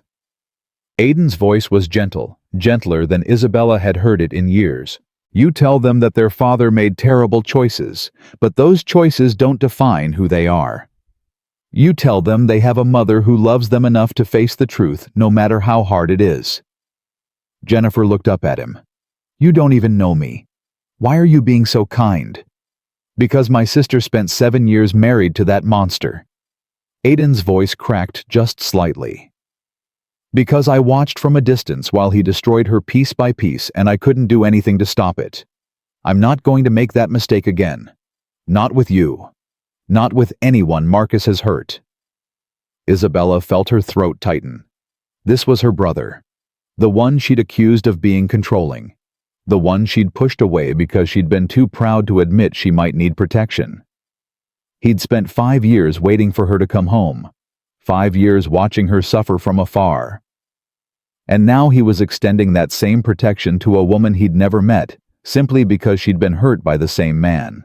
Aiden. Isabella's voice broke. I'm sorry. I'm so sorry I ever thought... Don't. He crossed to her, kneeling beside her chair, so they were eye to eye. Don't apologize for being human, for wanting independence, for making mistakes. That's what life is. But I wasted so much time. No. His voice was fierce. Nothing about the past 5 years was wasted. You learned who you are. You learned what you're capable of. You learned that you're strong enough to survive a monster and come out the other side. I don't feel strong. You're the strongest person I know. Aiden took her hands. You walked into that ballroom tonight thinking you were alone. You stood there while he humiliated you in front of 1,000 people, and you didn't break. You bent Bella, but you didn't break. Isabella's tears spilled over. I wanted to break. I wanted to just collapse and let it all end. But you didn't. Aiden's grip tightened. You protected your daughter. You kept standing. You survived. And when we walked through those doors, you let us help you. That's not weakness. That's wisdom. When did you get so philosophical? Isabella managed a watery laugh. 5 years of therapy. Aiden's smile was rueful. Turns out watching your baby sister disappear from your life causes some psychological damage. Who knew? You went to therapy. We all did. Grayson appeared at Aiden's shoulder. Losing you nearly destroyed this family, Bella. We had to find a way to cope. I didn't know. Isabella's voice was small. I didn't think about what I was doing to you. I was so focused on proving my independence that I never considered... You weren't supposed to consider us. Miles joined his brothers, the 4 Harringtons, forming a circle for the first time in 5 years. That's what we're trying to tell you. You were supposed to live your life. Make your choices. Find your own way. We just wished you'd found a way that didn't lead to him. Isabella looked at her brothers. These 3 men who'd raised her, protected her, loved her unconditionally, even when she'd rejected that love. I want to come back, she said softly. Really come back. Not just to the house, to the family, to being your sister again. You never stopped being our sister. Grayson's voice was thick. You just took a leave of absence. A really long leave of absence, Miles added, with no forwarding address. And terrible communication, Aiden finished. Seriously, you couldn't have sent one text, just an "I'm alive" every few months. Isabella laughed through her tears. I was stubborn. Harrington trait. All three brothers said it simultaneously. And for the first time that night, Isabella felt something that wasn't fear or shame or exhaustion. She felt home. It's almost dawn. Mrs. Patterson's voice came from the doorway. You all need sleep. Whatever else needs destroying can wait until after breakfast. Mrs. Patterson's right. Aiden stood, his knees cracking. Bella, you need rest. The baby needs rest. Tomorrow is going to be a long day. Tomorrow? Court hearing, press conferences, meetings with lawyers. Miles ticked off the list. Plus, we need to figure out what to do with the evidence we've gathered and how to present it to the FBI, without admitting we've been running an illegal investigation for 5 years. And I need to talk to my children. Jennifer's voice was hollow. They're going to wake up in a strange house with their father all over the news. I need to explain something. I don't even know what. You tell them the truth. Isabella stood, her hand finding Jennifer's. Age-appropriate truth. You tell them Daddy made some mistakes and needs to go away for a while. You tell them they're safe. You tell them they're loved. And if they ask about you... Isabella felt her breath catch. Marcus's other children. Her daughter's half-siblings.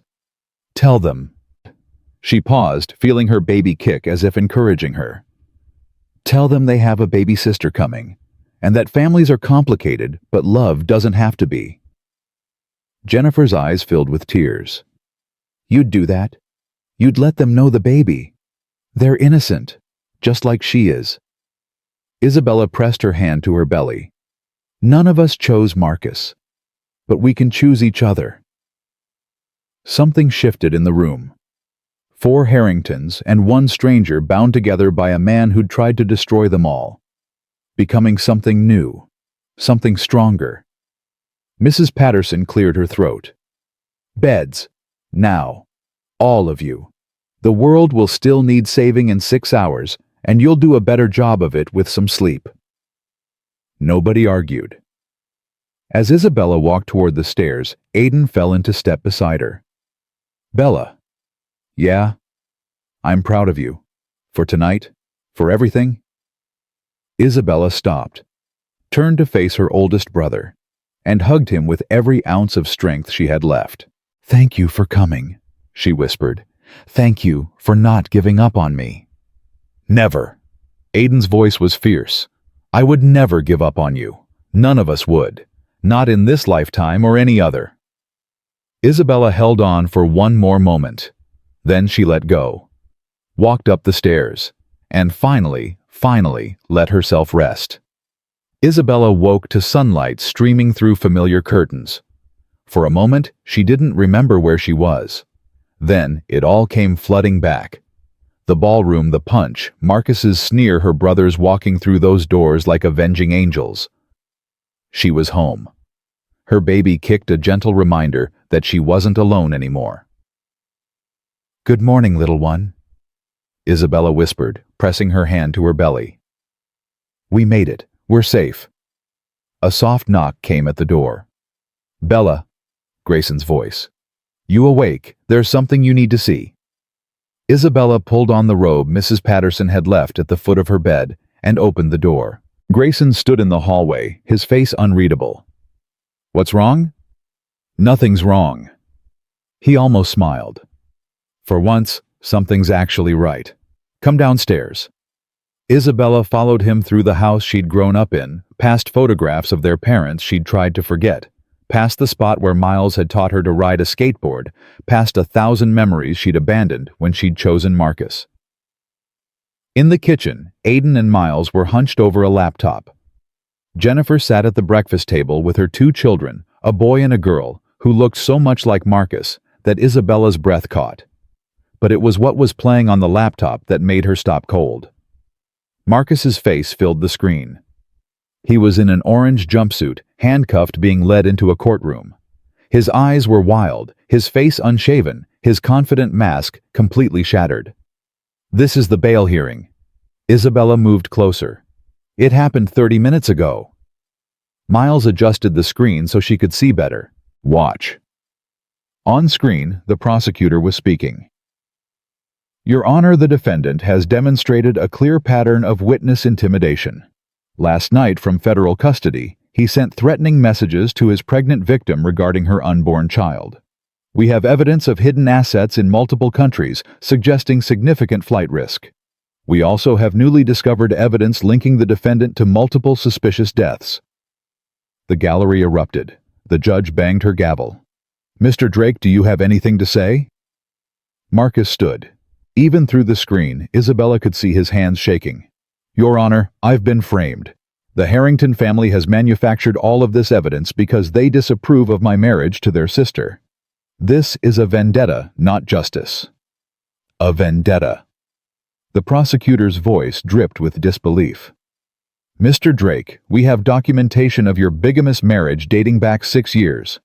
We have financial records showing systematic fraud. We have threatening messages sent from your own phone. Are you suggesting the Harrington family also manufactured your second wife and children?" Marcus's face went pale. That's not—" "The evidence speaks for itself, Your Honor." The prosecutor turned to the judge. "The people request that the defendant be held without bail pending trial." Request granted. The judge's gavel came down. "Mr. Drake, you will be remanded to federal custody. Trial date to be set within 60 days. Marcus's scream of protest was cut off as guards dragged him away. The video ended. Isabella realized she'd been holding her breath. "It's over," she whispered. Just like that. Not over. Aiden's voice was careful, but contained. He can't hurt you from maximum security. He can't threaten you. He can't reach you. What about the trial? The prosecution has enough evidence to bury him 10 times over. Miles closed the laptop. Between the bigamy, the fraud, the tax evasion, the threatening messages, and now the suspicious deaths they're investigating, Marcus is looking at life in prison. Life in prison. The words hung in the air like a verdict. Isabella sat down heavily. "I should feel happy," she said slowly. "Relieved. Something. But I just feel empty." "That's normal." Jennifer's voice made Isabella look up. The other woman was watching her with eyes that understood. "I felt the same way when I realized it was really happening. We spent so long surviving him that we forgot what it feels like to not have to survive anymore." "Does it get better?" "I don't know yet." Jennifer managed a small smile. "Ask me in a year." The little girl at the table, Sophia Isabella, remembered, tugged on her mother's sleeve. "Mommy, who's that lady?" Jennifer glanced at Isabella, a question in her eyes. Isabella nodded. "That's Isabella," Jennifer said gently. She's going to be your baby sister's mommy." Sophia's eyes went wide. "I'm getting a baby sister." "Yes, sweetheart. It's complicated, but yes." "Is she nice?" Isabella felt tears prick her eyes. "I try to be." Sophia considered this for a moment. Then she slid off her chair, walked over to Isabella, and placed a small hand on her belly. "Hi, baby sister," she said solemnly. "I'm Sophia. I'm going to teach you how to play princess." Isabella's tears spilled over. This child, Marcus's child, was offering love so freely, so unconditionally. No calculations, no conditions, just a little girl excited about a new sibling. She'd like that, Isabella managed. She'd like that a lot. Marcus Jr., the boy who looked so much like his father that it hurt, hadn't moved from his seat. He was 5 years old enough to understand that something was very wrong. "Is my daddy in trouble?" he asked quietly. The room went silent. Jennifer opened her mouth, but Isabella spoke first. Yes, honey. Your daddy made some big mistakes and he needs to spend some time away. Is it because he was mean to you? Isabella felt her heart crack. You saw that? Mommy was crying. She showed me the video on accident. The boy's voice was small. Daddy poured red stuff on your head. That was mean. It was mean, Isabella agreed. But that's not your fault. None of this is your fault. I know. Marcus Jr. looked at her with eyes that were far too old for 5. Daddy's mean to Mommy too sometimes. He doesn't think I hear, but I do. Jennifer made a choked sound. I'm sorry you heard those things, Isabella said gently. But you're safe now. Your Mommy's safe. And your daddy can't hurt anyone anymore. Good. The word came out fierce, too fierce for such a small child. I didn't like when he made Mommy cry. Isabella looked at Jennifer. Jennifer looked back. 2 women who'd been married to the same monster, united now in protecting children who should never have had to see what they'd seen. Come here, Isabella said, opening her arms. Marcus Jr. hesitated. Then he crossed the kitchen and let Isabella hug him. He smelled like baby shampoo, and sleep, and innocence. You're going to be okay, Isabella whispered. All of you are going to be okay. The morning press conference was Miles's domain. Isabella watched from the library as he addressed a sea of reporters from the mansion's front steps. The Harrington security team had blocked the gates, but cameras with telephoto lenses captured everything. The Harrington family will be pursuing all legal remedies against Marcus Drake, Miles said, his voice carrying clearly. We have cooperated fully with federal authorities and will continue to do so. Our priority now is supporting Isabella and Jennifer as they recover from years of abuse and manipulation. Is it true Marcus Drake has been linked to multiple deaths? That's an ongoing investigation. We can't comment. What about the hidden assets in Costa Rica? Federal marshals have seized the property. All recovered assets will go toward restitution for Marcus's victims. Will Isabella be testifying at the trial? Miles paused. My sister will do whatever is necessary to ensure justice is served. She's the strongest person I know, and she's not afraid of Marcus Drake anymore. Isabella felt Aiden's hand on her shoulder. You don't have to testify if you don't want to, he said quietly. The prosecution has enough evidence without your testimony. I know. Isabella watched Miles field more questions. But I want to. I want to look him in the eye and tell him what he did to me, what he took from me, what he almost destroyed. Are you sure you're ready for that? No. Isabella turned to face her brother. But I'm going to do it anyway. That's what being brave means, right? Doing scary things even when you're not ready. Aiden's eyes softened. When did you get so wise? Somewhere between the punch bowl and the FBI arrest. Isabella managed a dark laugh. Trauma is educational. The press conference ended. Miles came back inside, loosening his tie. That should hold them for a few hours, he said. But we need to start thinking about Isabella's public statement. The narrative right now is sympathetic, but narratives can shift. She's not a PR problem to be managed. Grayson's voice was sharp. She's our sister. I know that. But the court of public opinion matters almost as much as the actual court. If Marcus's lawyers try to paint Isabella as a gold digger who knew what she was getting into, they wouldn't dare. Aiden's voice was dangerous. They'll dare anything. He's facing life in prison. His defense will throw everything at the wall and see what sticks.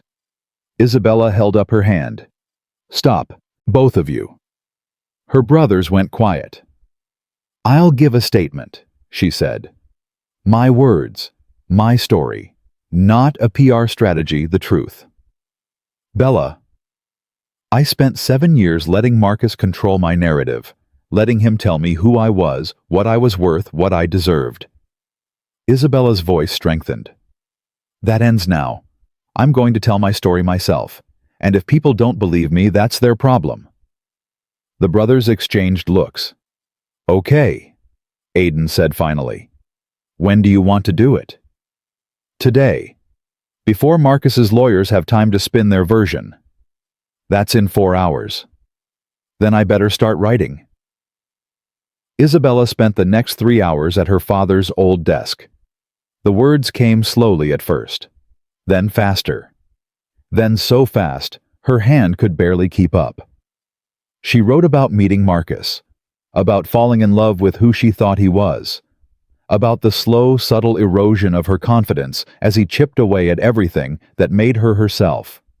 She wrote about cutting off her brothers, about the shame she'd felt every time she wondered if they'd been right, about the pride that kept her from reaching out even when she was drowning. She wrote about the ballroom, about the cold punch soaking through her hair, about the laughter of 1,000 people, about feeling utterly alone in a room full of people. And she wrote about her brothers walking through those doors, about the jacket Aiden draped over her shoulders, about the way Grayson held her elbow, about Miles's steady presence at her back. She wrote about coming home. When she finished, her hand was cramping and her face was wet with tears. She didn't remember crying. Jennifer knocked softly on the open door. "Can I come in?" Isabella nodded. Jennifer crossed to the desk and picked up the pages Isabella had written. She read in silence for a long moment. When she looked up, her eyes were shining. "This is beautiful," she whispered. "This is exactly what people need to hear. It's just the truth. The truth is beautiful when it's told by someone brave enough to tell it." Jennifer set the pages down.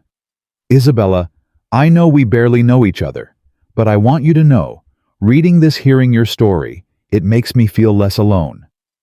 "You're not alone." Isabella took her hand. "Neither of us is alone anymore. I want to tell my story too." Jennifer's voice strengthened. "I want to stand beside you and tell the world what Marcus did, not for revenge, for the other women out there who might be living what we lived, who might think they're trapped, who might think no one will believe them." Isabella squeezed her hand. "Then let's do it together." The press conference was held on the mansion's front steps. Isabella stood at the podium, her brothers flanking her. Jennifer stood at her side, their hands clasped together. Cameras flashed. Reporters shouted questions. The whole world was watching. Isabella took a breath and began to speak. "7 years ago, I met a man named Marcus Drake. He was charming, ambitious, and he made me feel seen in a way no one ever had. I fell in love with who I thought he was." Her voice was steady, stronger than she'd expected. "I didn't know he was already married. I didn't know he had children with another woman. I didn't know his entire life was built on lies. I only knew that I loved him, and that loving him cost me everything." She paused. "It cost me my family, my self-respect, my belief in my own worth. Piece by piece, Marcus Drake dismantled everything I was and rebuilt me into someone who couldn't survive without him. That's what abusers do. They isolate you. They make you small. They convince you that the people who actually love you are the enemy." Her eyes found the cameras. "But I was never alone. I had brothers who loved me enough to let me go even though it broke their hearts. Brothers who watched from a distance hoping I'd find my way back. Brothers who came running the moment I needed them." Isabella felt tears threaten, but pushed through. "Last night, Marcus Drake humiliated me in front of 1,000 people. He laughed while his mistress poured punch over my pregnant body. He called me a burden, a stepping stone, a mistake he was finally correcting." Her voice hardened. "He was wrong. I'm not a mistake. I'm not a burden. I'm Isabella Harrington, and I survived a monster." She turned to Jennifer. "This is Jennifer Cortez Drake, Marcus's first wife, the mother of his 2 children. She didn't know about me any more than I knew about her. We are both victims of the same man." Jennifer stepped forward, her voice shaking but determined. "I believed Marcus loved me. I believed our family was real. I was wrong. But I won't let his lies define my children's future. They deserve better. We all deserve better. Isabella took over again. To every woman watching this who's trapped in a relationship that's destroying you, you're not alone. You're not crazy. You're not imagining it. And there are people who will believe you, support you, fight for you. You just have to be brave enough to reach out. She looked directly into the primary camera. I reached out last night. My brothers came, and today I'm standing here telling my story because silence only protects abusers. The truth sets us free. The press conference ended. The questions came like a flood, but Isabella's brothers stepped in, shielding her from the chaos. As security escorted them back inside, Isabella's phone buzzed. A text from an unknown number. She almost ignored it, but something made her look. The message contained a video file. Isabella's blood ran cold. She opened it. Marcus's face filled her screen. He was in his cell, somehow still with phone access, his eyes wild with rage. You think this is over, Isabella? You think your little press conference changes anything? I built empires. I destroyed everyone who stood in my way. Your brothers can't protect you forever. And when I get out? He leaned closer to the camera. I'm coming for that baby. The video ended. Isabella's hands were shaking so badly, she almost dropped the phone. Bella. Aiden was at her side instantly. What is it? What's wrong?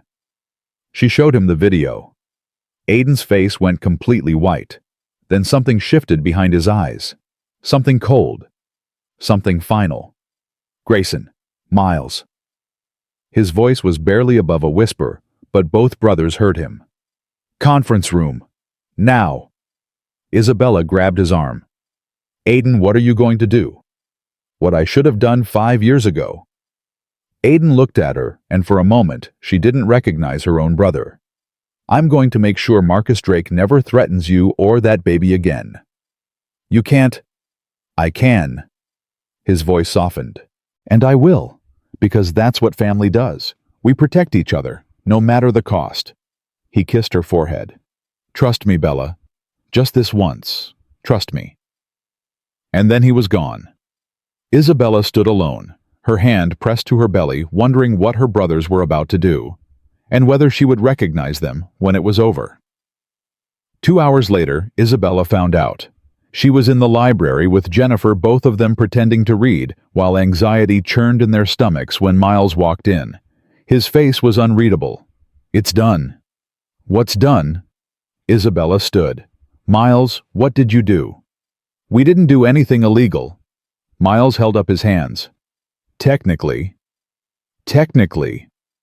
The video Marcus sent you was recorded on a smuggled cell phone. A phone that was provided by a guard he bribed. A guard who, as of an hour ago, is cooperating with federal authorities in exchange for immunity. Isabella felt her legs weaken. Go on. Marcus's smuggled phone contained evidence of multiple communications with individuals outside the prison. Communications that, among other things, discussed how to access you once he made bail. Names, addresses, schedules. Miles's voice hardened. He was planning to hurt you, Bella. Even from prison, he was planning to hurt you. Oh, God! The FBI is treating this as an active threat against a federal witness. They've moved Marcus to supermax solitary confinement. No phone access, no visitors except legal counsel, no communication with the outside world. Isabella sat down heavily. For how long? For the duration of his trial. And given what they found on that phone, the prosecution is adding additional charges. Miles paused. Conspiracy to commit assault. Conspiracy to commit kidnapping. Witness tampering. He's looking at an additional 10 years minimum. Jennifer made a small sound. And after the trial, Isabella's voice was barely a whisper. When he's sentenced, and he will be sentenced. Bella, he'll be in Supermax for the rest of his life. No parole eligibility, no possibility of early release, no chance of ever seeing the outside world again. The words hung in the air. Forever. Marcus would be locked away forever. It's really over. Isabella breathed. It's really over. Aiden appeared in the doorway, Grayson behind him. He can't reach you. He can't threaten you. He can't even send you a letter. You're free, Bella. Isabella felt something break inside her chest. Not breaking apart this time. Breaking open. I'm free, she repeated. And then the tears came. Not tears of sadness or fear or shame. Tears of relief. Tears of release. Tears of finally being able to exhale. Her brothers surrounded her. Jennifer held her hand, and Isabella Harrington cried out 7 years of terror, while the people who loved her held her steady. Later that night, Isabella found herself on the back terrace. The Chicago skyline glittered in the distance. The same skyline she'd seen from her childhood bedroom, from graduation parties, from the night her parents died. The same skyline she'd run from. The same skyline she'd come home to. Room for one more. She turned to find Grayson standing in the doorway. Always. He came to stand beside her 2 siblings shoulder to shoulder against the darkness. How are you feeling? He asked. Like I'm waking up from a 7-year nightmare. Isabella wrapped her arms around herself. Like I don't know who I am anymore without Marcus telling me who to be. You're Isabella Harrington. Grayson's voice was gentle. You're our sister. You're going to be an incredible mother. You're stronger than anyone I've ever known. I don't feel strong. Strength isn't about feeling invincible. It's about being terrified and doing it anyway. He turned to face her. You survived a monster, Bella. You protected your daughter. You stood up in front of the whole world and told your story. That's not weakness. That's courage. Isabella felt tears threaten again. I wasted so much time, she whispered. I was so sure I knew better. So sure you were trying to control me. And all I did was run straight into the arms of someone who actually wanted to control me. You weren't stupid. You were hopeful. You wanted to believe people were good. Grayson took her hand. That's not a flaw. That's your superpower. Some superpower. It almost got me killed. But it didn't. You're here. You're alive. You're about to bring a new life into the world. He squeezed her fingers. And you're surrounded by people who love you. That's not nothing, Bella. That's everything. Isabella leaned her head on her brother's shoulder. I missed you, she admitted. All of you. Every single day for 5 years I missed you so much it hurt, but I was too proud to pick up the phone. We missed you too. Grayson's voice was thick. The house was so quiet without you. No random singing at 6 a.m., no burnt toast because you forgot you were making breakfast, no terrible puns that made us all groan. Isabella laughed through her tears. My puns are excellent, and you know it. They're objectively terrible, but we loved them anyway. They stood in comfortable silence for a moment. What happens now? Isabella finally asked. Now. Grayson considered. Now we figure out what normal looks like. Now we help you prepare for the baby. Now we make sure Jennifer and her kids are settled. Now we learn how to be a family again. That sounds overwhelming. It probably will be. Grayson smiled. But we'll figure it out together. That's what Harringtons do. Isabella felt her baby kick. Strong, determined, ready to fight her way into a world that would never hurt her mother again. She's active tonight, Isabella said, pressing her hand to her belly. Can I? Grayson's voice was hesitant. Isabella took his hand and placed it where she could feel the movement. Grayson's face transformed. Wonder. Joy.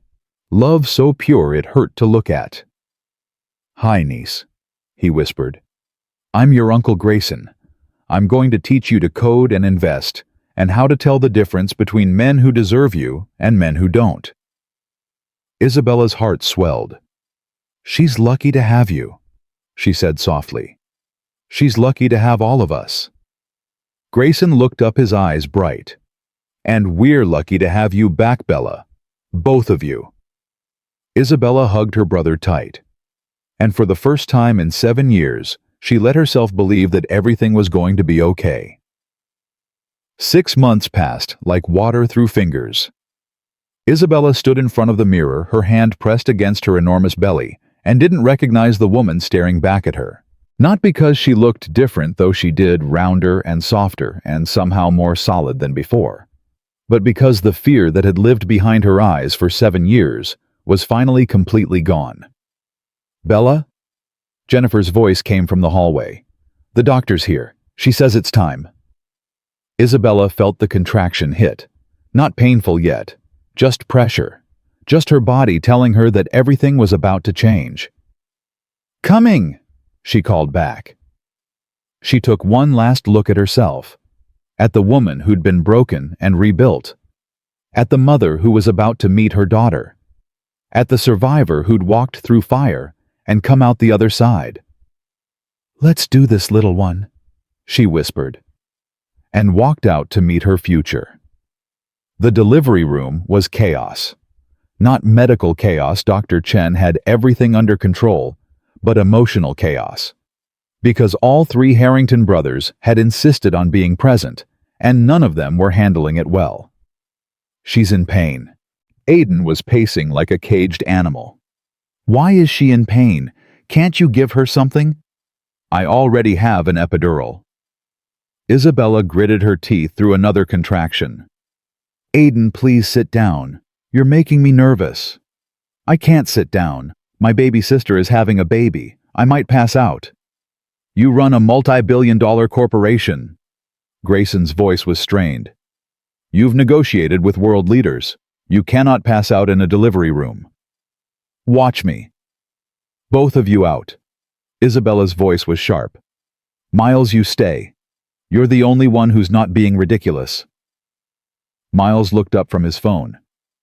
"Actually, I've been live tweeting your contractions to our family group chat. Aunt Margaret wants to know if you've considered the name Gertrude." "Out?" The brothers scattered. Jennifer slipped in as they left, taking Isabella's hand. "How are you really feeling?" "Terrified." Isabella squeezed her fingers. "Excited. Ready. Not ready. Everything at once." "That sounds about right," Jennifer smiled. "For what it's worth, you're going to be an amazing mother. I've watched you with my kids these past 6 months. They adore you." Isabella felt tears prick her eyes. "I adore them too. Sophia asked me yesterday if the baby could call her big sister." "What did you say?" "I said yes." Isabella's voice broke. "Because that's what she is. We're family now, all of us." Another contraction hit stronger this time. Isabella gripped Jennifer's hand so hard she heard bones creak. "Sorry," she gasped when it passed. "Don't apologize. Squeeze as hard as you need to." Jennifer brushed hair from Isabella's forehead. "I'm right here. I'm not going anywhere." The hours blurred together. Pain, pressure, the steady beep of monitors. Dr. Chen's calm voice guiding her through each stage. Jennifer's hand in hers, steady and warm. At some point, Aiden came back in. He'd gotten himself under control, his face pale but determined. "I'm sorry I freaked out earlier," he said quietly, taking position on her other side. You're my baby sister. Seeing you in pain." "It's okay." Isabella reached for his hand. "I know." "You're the strongest person I've ever known." Aiden's voice cracked. "Mom and Dad would be so proud of you. I'm so proud of you." "Don't make me cry." Isabella laughed through another contraction. "I'm trying to concentrate here." "Right. Sorry. Concentrating. I can do that." He couldn't do that. But Isabella didn't mind. Having him there, having all of them there meant more than she could say. At 3:47 a.m., Charlotte Rose Harrington came screaming into the world. Isabella heard her daughter's first cry and felt something shift inside her. Something fundamental. Something that had been broken for 7 years clicking back into place. "She's perfect." Dr. Chen placed the baby on Isabella's chest. 10 fingers, 10 toes, healthy lungs. Listen to that cry. Isabella looked down at her daughter. Charlotte had a shock of dark hair and eyes that hadn't decided their color yet. She was red-faced and squalling and absolutely completely perfect. "Hi, baby girl." Isabella's tears fell onto Charlotte's skin. "Hi, sweetheart. I'm your mama. I've been waiting so long to meet you." Charlotte stopped crying, opened her eyes, and looked at her mother like she recognized her. "She's beautiful." Jennifer was crying too. "Isabella, she's so beautiful." "She looks like you." Aiden's voice was thick. "Around the eyes. She has your eyes. And your stubbornness." Grayson appeared in the doorway miles behind him. "Did you hear that cry? That's a Harrington cry. That's a survivor's cry." Isabella pressed her lips to Charlotte's forehead. "She's going to be fierce. She's going to be strong.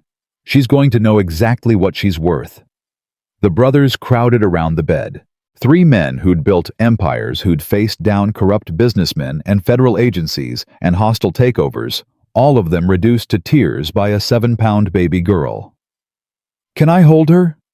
Aiden asked, his voice barely above a whisper. Isabella placed Charlotte in her brother's arms. Aiden looked down at his niece, and something in his face transformed. The hard edges that had defined him for so long seemed to soften.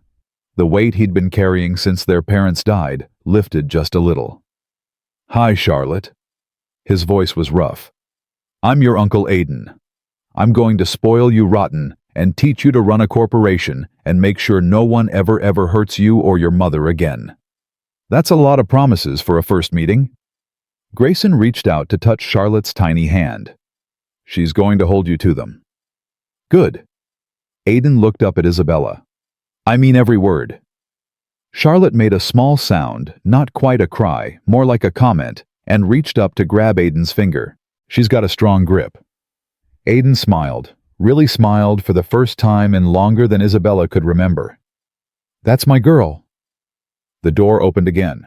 Sophia and Marcus Jr. peered in Jennifer's mother behind them. "Can we see the baby?" Sophia's voice was a stage whisper. "Mommy said we had to be quiet, but can we please see her?" Isabella laughed. "Come in, sweetheart. Come meet your sister." Sophia ran to the bedside, her brother following more cautiously. Aiden crouched down so they could see Charlotte's face. "She's so tiny." Sophia's eyes were huge. "Was I that tiny?" "Even tinier." Jennifer lifted her daughter so she could see better. "All babies start small, then they grow. I'm going to teach her to play princess." Sophia reached out one finger to touch Charlotte's cheek.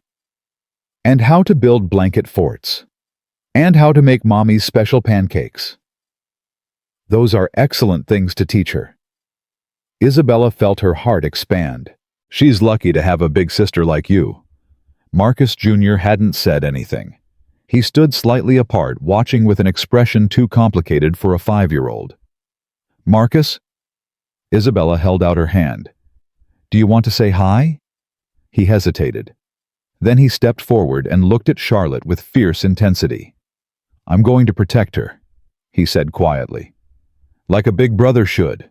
I'm going to make sure nobody's mean to her. Ever." Isabella's throat tightened. This boy, named after the monster who'd tried to destroy them all, was choosing to be something different, something better. "That's the most important job there is," she told him. "Being a protector. Your daddy never understood that, but you do. You're going to be wonderful at it." Marcus Jr.'s face lit up. "Really? Really?" Isabella pulled him into a one-armed hug. "I'm proud of you. We all are." The room was full now. 3 Harrington brothers, Jennifer and her children. Mrs. Patterson, who'd somehow appeared with a camera and tears streaming down her face. Dr. Chen smiling from the corner. Sophie Chen, who'd been Isabella's secret guardian angel for 5 years. Family. Not the family Marcus had tried to destroy. A new family built from the wreckage of his lies. "We need a picture." Mrs. Patterson was already arranging everyone. "All of you. The whole family." Mrs. Patterson, I just gave birth. Isabella laughed. I look like I've been through a war.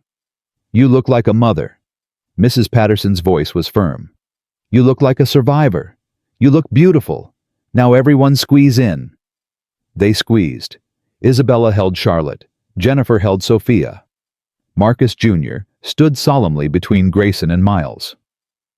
Aiden positioned himself behind Isabella, his hand on her shoulder.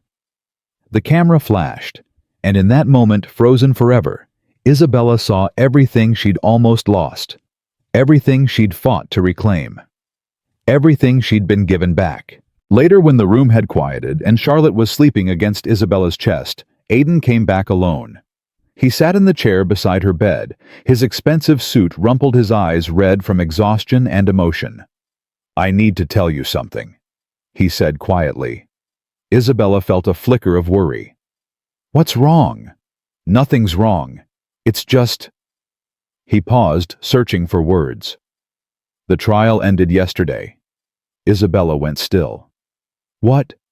Marcus took a plea deal. His lawyers convinced him it was the only way to avoid consecutive life sentences. Aiden's voice was flat. He pled guilty to all charges: bigamy, fraud, tax evasion, witness, intimidation, conspiracy. The judge sentenced him this morning. How long? 45 years. Aiden met her eyes. No possibility of parole. He'll die in prison, Bella. He's never getting out. Isabella let the words wash over her. 45 years. Marcus would be over 80 when his sentence ended if he lived that long. He would never walk free again. He would never threaten her or Charlotte or anyone else. Why didn't you tell me sooner? You were in labor. Aiden almost smiled. It seemed like bad timing. It's the best news I've ever heard. Isabella felt tears slide down her cheeks. It's over. It's really finally over. It's over. Aiden took her hand. You never have to think about him again. Charlotte will never have to know him. The only thing that matters now is the future. Isabella looked down at her sleeping daughter. She's going to ask questions someday. About her father. About what happened. And you'll tell her the truth. Age-appropriate truth, but truth. Aiden's grip tightened. You'll tell her that her father made terrible choices, but those choices don't define who she is. You'll tell her she comes from a family that loves her more than anything. You'll tell her she's a Harrington. Not a Drake. Never a Drake. Aiden's voice was fierce. Her birth certificate says Charlotte Rose Harrington. I made sure of it. Marcus's name isn't on any document. As far as the legal system is concerned, he was never her father. Isabella stared at him. You can do that. When you own the hospital, you can do a lot of things. Aiden's smile was sharp. She's ours, Bella. Completely, legally, permanently ours. Isabella laughed through her tears. I love you, she said. I don't think I've told you that enough. Through everything, the running away, the silence, the stubbornness, I never stopped loving you. Any of you. We know. Aiden leaned forward and kissed her forehead. We always knew. That's why we waited. That's why we kept watching. That's why we came running the second you needed us. I wasted so much time. No. Aiden's voice was certain. You lived. You learned. You grew. And now you're here with a beautiful daughter, surrounded by people who love you. That's not wasted time, Bella. That's a journey. Isabella closed her eyes, Charlotte's warmth against her chest, Aiden's hand in hers, the sounds of her family in the hallway not quite being quiet enough. Thank you, she whispered, for not giving up on me. Harringtons don't give up. Aiden stood stretching his back. Now get some rest. You're going to need it. That baby is already showing signs of being as stubborn as her mother. That's a Harrington trait. Exactly. He paused at the door. Welcome home, Bella. For real this time. For real this time, she agreed. And when sleep came for the first time in 7 years, there were no nightmares. 3 months later, the Harrington mansion was full of noise. Charlotte was crying. Not sad crying, just exercising her lungs crying, while Sophia tried to sing her a lullaby that was more enthusiasm than tune. Marcus Jr. was building a block tower in the corner, explaining the structural engineering to Grayson, who was listening with genuine interest. Jennifer was in the kitchen with Mrs. Patterson, learning the secret recipe for Harrington Christmas cookies that had been passed down for 4 generations. Isabella stood in the middle of it all trying to burp her daughter, while simultaneously approving final designs for her new architecture firm. "The client wants the windows bigger," Miles said, pointing at his tablet. "I told them you'd call them back." "The windows are already too big. The structural integrity—" Charlotte burped loudly. "Good girl. The structural integrity won't support—" "You're running a business while burping a baby." Aiden appeared with coffee. "Mom would be so proud. Mom would be horrified that I'm discussing load-bearing walls while covered in spit-up." Isabella took the coffee gratefully. But she'd understand. She always understood. Aiden's voice softened. "That's why we never gave up on you. She taught us that family means showing up even when it's hard, especially when it's hard." Isabella looked around the room, at her brothers who'd waited 5 years for her to come home, at Jennifer, who'd become the sister she'd never had, at Sophia and Marcus Jr., who'd somehow healed the part of her heart that Marcus Sr. had broken, at Charlotte, who'd given her a reason to be brave. "I need to make a phone call," she said suddenly. "The windows. No, something more important." She handed Charlotte to Aiden, who took her with the practiced ease of a man who'd spent 3 months changing diapers and singing off-key lullabies, and walked out to the terrace. The Chicago skyline glittered in the winter light. Isabella pulled out her phone and dialed. "Illinois Department of Corrections. How may I direct your call?" "I'd like to schedule a video visitation with an inmate, Marcus Drake." Silence. "Ma'am, are you sure that inmate is classified as maximum security? Visitations are restricted to, I'm his ex-wife. Or rather, I'm the woman he was illegally married to. I believe that qualifies me." More silence. "One moment, please." Isabella waited. She wasn't sure why she needed to do this. Closure, maybe, or proof that she was no longer afraid, or just the need to look Marcus in the eye and let him see what he hadn't managed to destroy. "Ma'am, we can schedule you for next Tuesday at 2 p.m. Is that acceptable?" "That's perfect." She hung up, turned, and found all 3 brothers standing in the doorway. "You're going to see him." Aiden's voice was carefully neutral. "I need to." "Why?" Grayson stepped forward. "He can't hurt you anymore. The trial is over. He's locked up forever. Why would you—" "Because I need him to see." Isabella's voice was steady. "I need him to see that I survived, that I'm happy, that everything he tried to take from me, my family, my confidence, my future, I got it all back." "That's not closure." Miles's eyes were worried. "That's revenge." "No." Isabella shook her head. "Revenge would be wanting him to suffer. I don't want him to suffer. I just want him to know that he failed, that all his lies, all his manipulation, all his cruelty, it wasn't enough to break me." The brothers exchanged looks. "We're coming with you," Aiden said finally. "You don't have to. We're coming with you." His voice left no room for argument. "Whatever you need to say to him, you're not saying it alone." Isabella felt her throat tighten. "Okay," she whispered. "Okay." Tuesday came faster than expected. Isabella sat in the visitation room, her brothers flanking her, watching the screen where Marcus's face would appear. When it did, she almost didn't recognize him. Prison had not been kind to Marcus Drake. His face was gaunt, his eyes hollow, his confident smile completely gone. He looked small, diminished, like someone had let all the air out of him. "Isabella." His voice was hoarse from disuse. "I didn't think you'd actually come."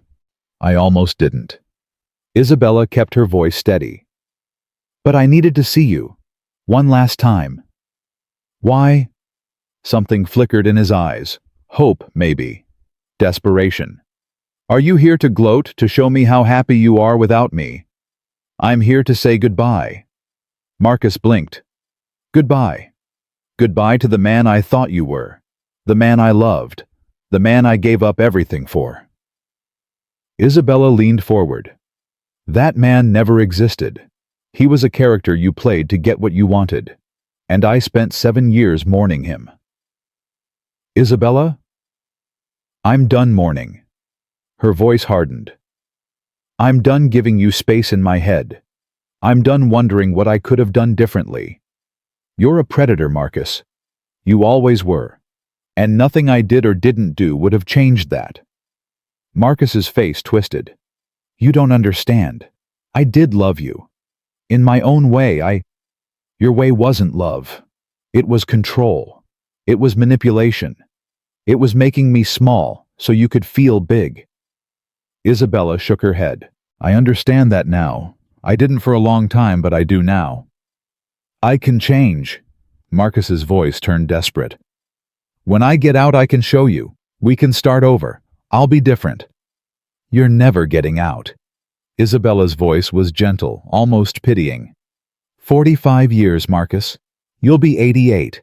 And even if you live that long, even if by some miracle you're released, I won't be waiting. Then why are you here? Isabella stood. I'm here to tell you about your daughter. Marcus went still.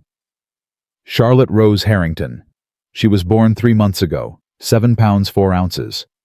She has your eyes, or she had them before they changed. Now they're mine. My daughter. Marcus's voice was strangled. I have a daughter. You have 4 children you'll never know. Isabella's voice was steel. Charlotte Sophia Marcus Jr. and the baby Jennifer is carrying, yes, she's pregnant again from before she knew what you were. 4 children who will grow up knowing exactly what kind of man their father was. 4 children who will learn about love and family and loyalty from people who actually understand those words. You can't keep me from my children. I can, and I will. Isabella leaned close to the screen. Your name isn't on Charlotte's birth certificate. Jennifer is filing to have your name removed from Sophia and Marcus Jr.'s records. And her new baby will be born a Harrington, not a Drake. Marcus's face crumpled. You're erasing me. No, you're erasing yourself. Isabella stepped back. Every lie you told, every person you hurt, every choice you made, that's what erased you. I'm just making it official. She turned to leave. Isabella, wait. Marcus's voice was desperate now. Please, I'm sorry. I'm sorry for everything. Just give me something, a picture, a letter, anything. Isabella paused at the door. Goodbye, Marcus. She didn't look back. The drive home was quiet. Isabella sat in the back seat watching the Chicago skyline pass by, feeling something settle inside her that had been unsettled for years. How do you feel? Aidan asked from the driver's seat. Free. Isabella smiled. Really, truly free. Was it worth it? Seeing him? Yes. She didn't hesitate. I needed to look him in the eye. I needed him to know that I'm not afraid anymore. I needed to close that chapter myself, not just let it close around me. What happens now? Grayson asked. Now? Isabella looked at her brothers. Now I go home. I hold my daughter. I have dinner with our family. I work on my architecture firm. I live my life. That sounds like a good plan. It's not a plan. Isabella smiled. It's just life. Normal, boring, beautiful life. The kind I didn't think I'd ever have. When they pulled into the Harrington driveway, Charlotte was waiting. Well, Charlotte was sleeping in Jennifer's arms, while Sophia ran around the front yard and Marcus Jr. practiced his protecting stance on an imaginary intruder. But she was there. Isabella's daughter. Her family. Her future. Mommy! Sophia ran to greet her. Uncle Miles made cookies, but they got burned, but Mrs. Patterson saved them, and Charlotte smiled. But Jennifer says it was probably gas, but I think it was a real smile. Isabella laughed and scooped Sophia up.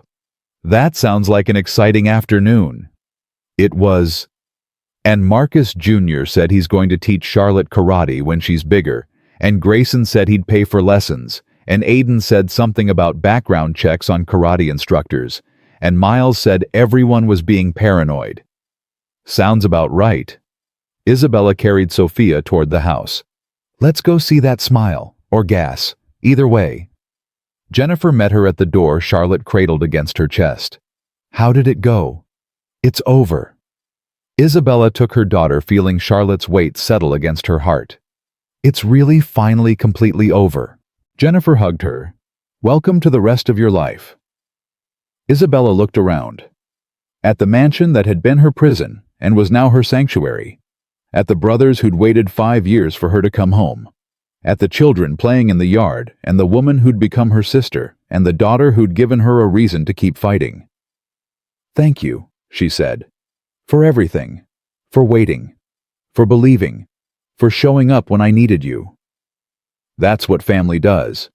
Aiden appeared at her shoulder. We show up, always. Even when I pushed you away. Especially then. Grayson joined them. You were worth waiting for, Bella. You always were. And now? Isabella asked. What happens now? Now.